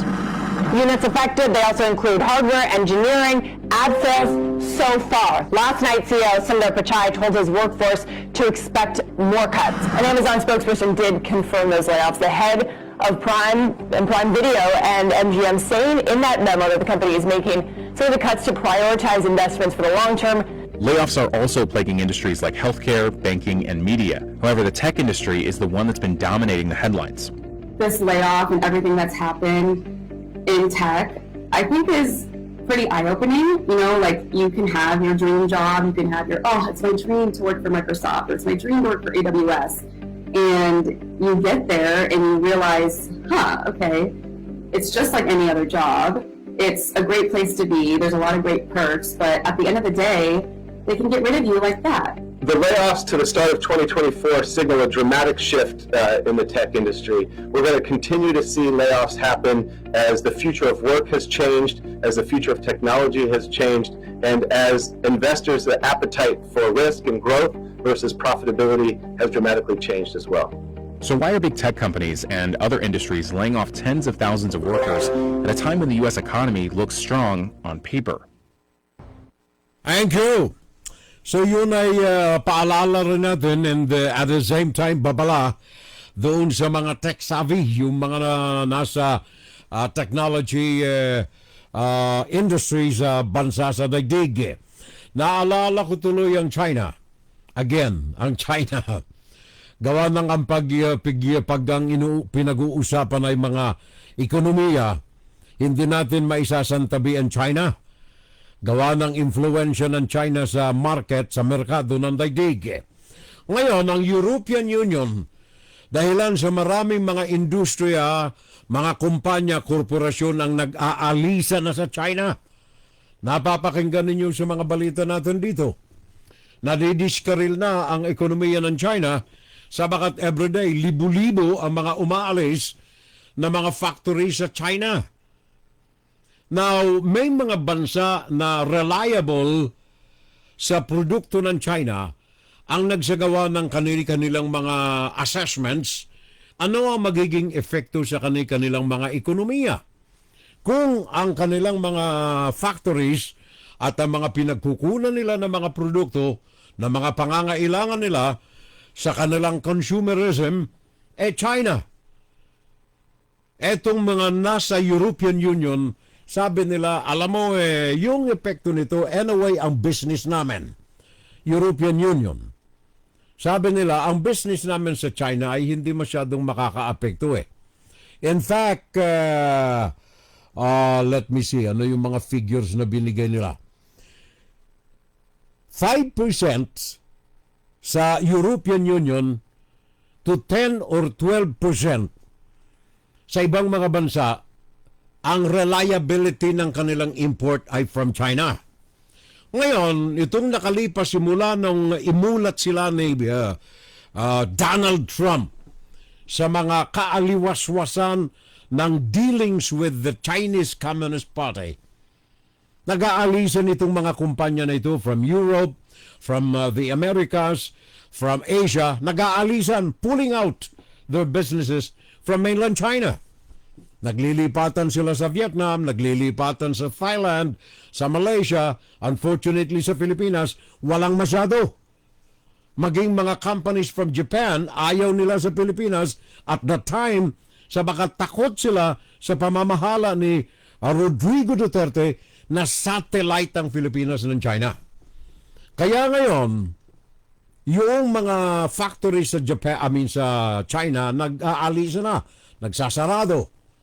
Yung mga consumers sa Europe, sa ilalim ng European Union, nagsagawa ng assessment, ano ang mangyayari sa atin kung wala tayong supply from China. Sabi ng mga kaumpugang asosasyon ng mga bansa sa European Union, sabi nila, well, yung mga bagong mga findings natin dito suggests that cutting trade ties with China will not spell disaster. Pinangungunahan ito ng Germany. Ayon sa kanila, walang epekto masyado ito sa amin sa Germany. At sabi ng ibang mga bansa naman ng European Union, well as us, hindi masyadong maapektuhan tayo sapagat yung mga nawala na mga imports from China, nakukuha na natin from other countries, Taiwan for electronics and Japan for electronics at iba pang mga bansa. Na kung saan yung mga produkto, mga factories na umalis sa China are now operating from other countries in the world. Yung unang findings. In fact, itong Kiel Institute for the World Economy ay sinustinihan itong findings na ito. Walang epekto sa European Union, maging sa Amerika, ang pag-alis ng supply galing sa mainland China. Well, as you can imagine, so by construction, this means that there's going to be a lot less global trade. Namely, we're cutting trade ties between the friendly countries. So we think of those as the G7, the Western bloc, if you will, as well as the bloc dominated by China. But both of those blocs would still be able to trade with the neutral countries. And so what you see is that there's a lot of rerouting of trade for trade that previously took place between the two now rivaling blocs, and so that is rerouted to trade within the Western bloc as well as the rival bloc and those countries trading with the neutral countries. First of all, I would say China is always hit much more severely than any of the Western countries is in such a scenario. So in that sense, China is more dependent on Western economies than vice versa. I think, and that's again something that we learned from the study, is that everyone has to lose in a scenario in which this abrupt decoupling happens. And so, importance of China in total in everything that's produced in Germany, in terms of what's produced here and then sold to China, we're talking about something that's between 2 and 3% of German production that actually goes to China. Okay, so again, the number may seem dramatically lower than you would guess, and that is because China is, of course, a very important trading partner, but and it's a big country, but it's relatively far away, and the Chinese market is not as important for the entire economy as one would expect. So shocks closer to home, so to say, those would matter a lot more. Kaya yung Mexico ngayon namamayagpag eh. Gawa ng yung European countries at saka ang Americas, instead of China, ang kanilang reliability ng mga nangawalang mga produkto na andyan lumipat na sa Mexico. Sa Mexico na pare ko eh. Kaya ano itong sabi ni pareng Jundi? The second large farm owners in America are the Chinese. Malaki nga yun pare, pero kung ikukumpara mo sa dami ng mga farm producers sa Amerika, irrelevant yung laki. Dating alam ko yung tinutukoy mo, dating American Farm Company yan na binili ng China. Pero kung i-total natin yung lahat ng mga maliliit na mga farms, yung produce nito ay mas malaki pa rin dito sa largest farm company na binili ng China. Well, dito lamang sa Amerika, pare ko Jundi, ito findings ito dito sa Amerika. Kagaya sa Europe, European Union, ang US import from China is significantly lower. Report ito ng Business Economic Review dito sa Amerika. Ang China share sa US imports ay 16% na lamang ngayon. 16%. Sa madalit sabi, yung mga importasyon na galing sa China dahilan sa mga tariff at kung anong iba pa, bumagsak to 16%. Yung mga strategic goods like technology products, bumagsak din ng 13%. Bumagsak ng 13%. Sa madalit sabi, yung tinatawag na decoupling o kaya paghiwalay ng Amerika sa mga Chinese products, hindi masyadong mararamdaman dito sa Amerika. Yun ang total assessments from Europe and the Americas. Kaya nga ba't yung mga kababayan natin dyan, no wonder na yung mga anong tawag niyan, mga kahuntahan ko sa messaging the other day na mga Chinese na nandoon sa San Diego ay nagpapatunay lamang na maging yung isa ay teacher pa, pare ko teacher siya sa China. Kaya lamang ang kanyang reklamo naman, unang-una ay nababago ang curriculum sa China na hindi niya masikmura. More so sa indoctrination ng mga kabataan. Kaya sabi noong teacher, babae ito, dalaga. Binibiro ko nga, dalaga ka pala, baka gusto mo mag-asawa ng Amerikano. Dalaga! Ngayon, napasama siya doon sa bumiyahe ng 40 araw through the Latin countries. At humagulhol daw siya ng iyak nung mapaapak na siya sa lupa ng Amerika. Dating teacher, pare ko'y. Yan ay ilan sa mga eksperyensya nitong mga illegal na pumapasok sa Amerika. According to the Homeland Security report, the biggest Asian contingent entering illegally through the south border and, by the way, and through the Canada border ay mga Chinese galing sa Manila. Puso ko, sabayan ko! Yun ang problema natin. Well, dito sa larangan ng mga illegal entrants dito sa Amerika, nagbubulag-bulagan na lang ako dito sa mga ganitong uri ng mga kababayan natin na ikangay sincerely and honestly na tumataka sa kanilang mga bansa dahilan sa isang matindi, mabigat na mga kadahilanan. Hindi dahilan sa, gusto kong pumunta roon sabagat sa amin mahirap kami Kailangan pare-pareho. Pare-parehong mabigat na pangangailangan ang kailangang Yan ng Pakinggan si Terrell Salvo tuwing Sabado dito sa FGS Web Radio para sa mga Pilipino. Kaya dyan sa atin, pag ito, Walmart, sabi ni Maring Mirna, Walmart, 100% Chinese products. Now, hindi naman, Mariko. Hindi naman. Meron dyan mga gawang Mexico, marami. Anong tawag niyan? Guatemala, may mga gawa riyan from Latin American countries, Mariko, dyan sa Walmart. Oh, ayan madalas din tayo noong pre-pandemic na naglalamyar na tayo, napapasyalan natin ang Walmart. Gawa ng kung yung mga gamit ng mga pangangailangan natin sa gardening, marami riyan. Sabi ni Maring Mir, ang Walmart ay 100% Chinese products. Kaya we switched to Target and Aldi. At iba pa, US and European merchants. Hindi naman, Mariko.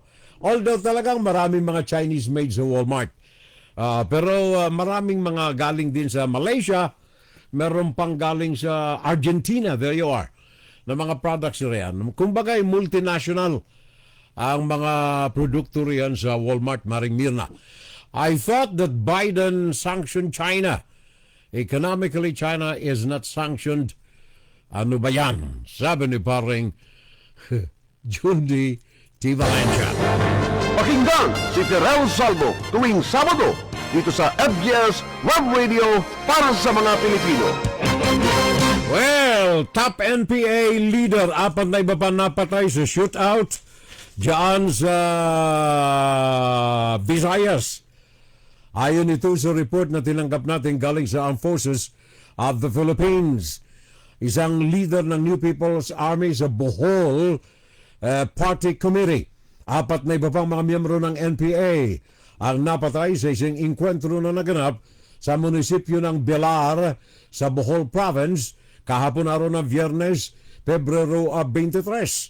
Ang armadong sagupa na ito ay naganap ng alas 6:52 ng umaga sa Purok Matinan, 2, Barangay Kampagaw sa Belar sa Bohol.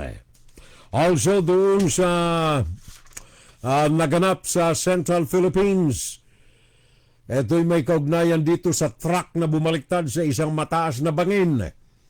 Noong araw ng Miyerkules, umabot na sa 15 ang kumpirmadong patay at ang iba'y mga kritikal. Mantakay mo, 16 ang sakay ng truck. 15 patay. Yung dalawang mga nangasugatan na isinugod sa ospital, yung isa namatay na rin. Ang truck na ito ay nasa kahaba ng highway ng Mabinay sa Negros Oriental noong araw ng Miyerkules nang ito ay mawala ng preno at dumausdos sa bangin na napakatarik at napakataas.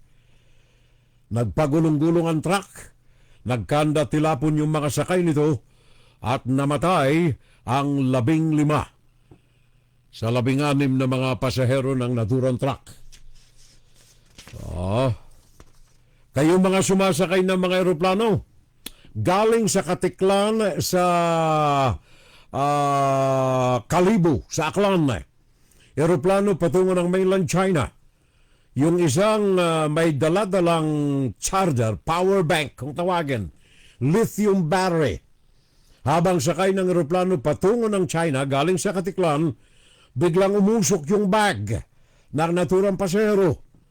Buti na lamang yung mga crew ng Royal Air Philippines na eroplanong sinakyan ay may daladalang anong tawag niyan, yung bag na pangkulob sa mga apoy.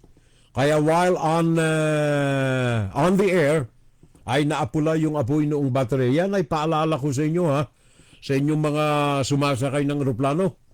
Kung maaari, huwag kayong magdala ng mga lithium batteries na ito, especially kung yan ay gawa sa China. Lithium batteries. Gawa ng ito kapag na tumaas ang temperatura nito sa kanyang kinasisidlan. There is a tendency na ito ay mag-init at yung chemical doon sa lithium battery ay nai-ignite sa init na ito. na nagiging sanhi ng biglang pagsabog ng apoy. Kaya yung eroplano, Royal Air Philippines, biyaheng Katiklan, patungo ng China, ay diverted. Gawa ng umusok yung eroplano.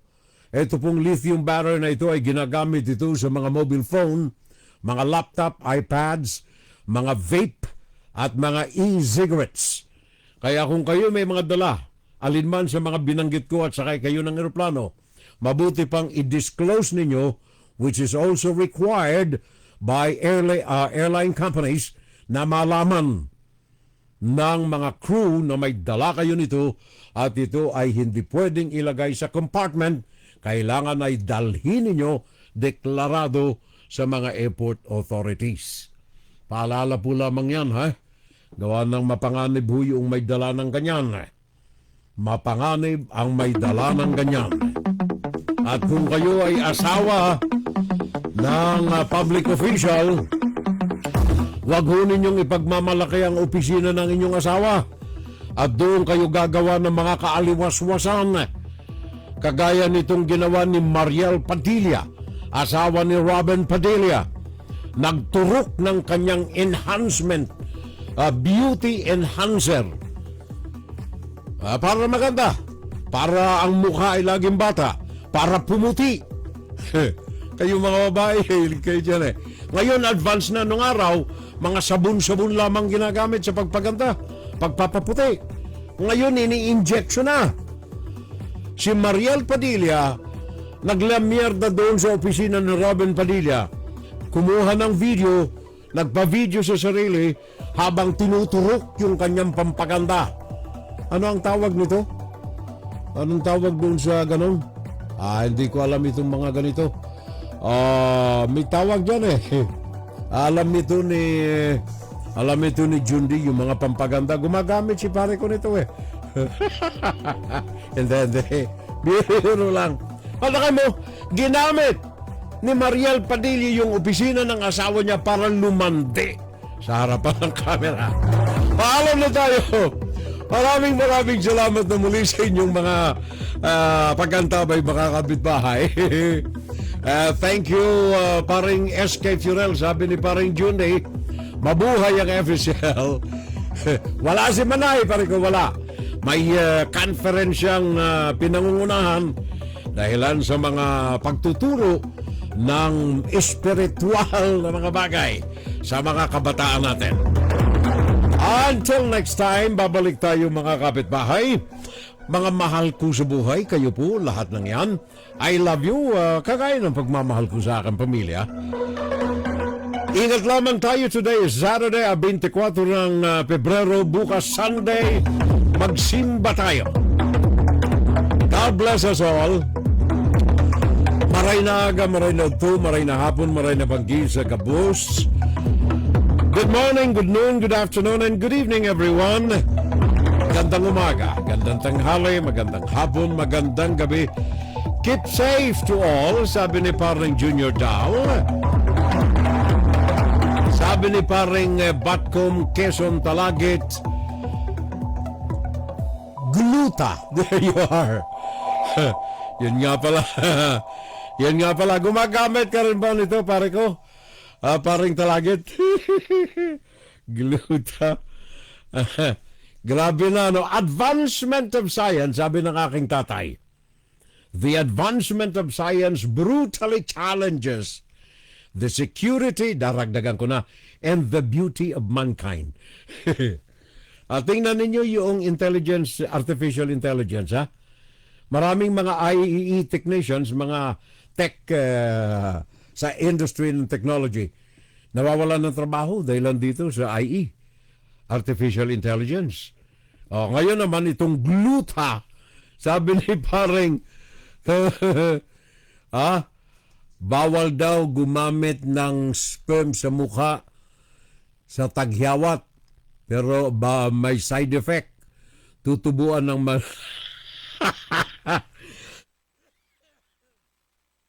naubo ako riyan, pare ko.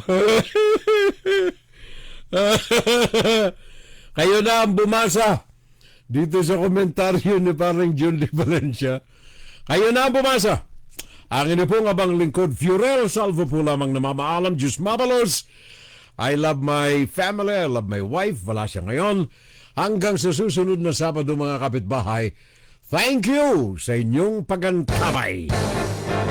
Pakinggan si Furel Salvo tuwing Sabado dito sa FBS Web Radio para sa mga Pilipino. Sabi ni Bitcom, hindi raw siya gumagamit. Puso ko sa bayan ko. Paalam na muna, simba tayo bukas, Sunday. 1, 7,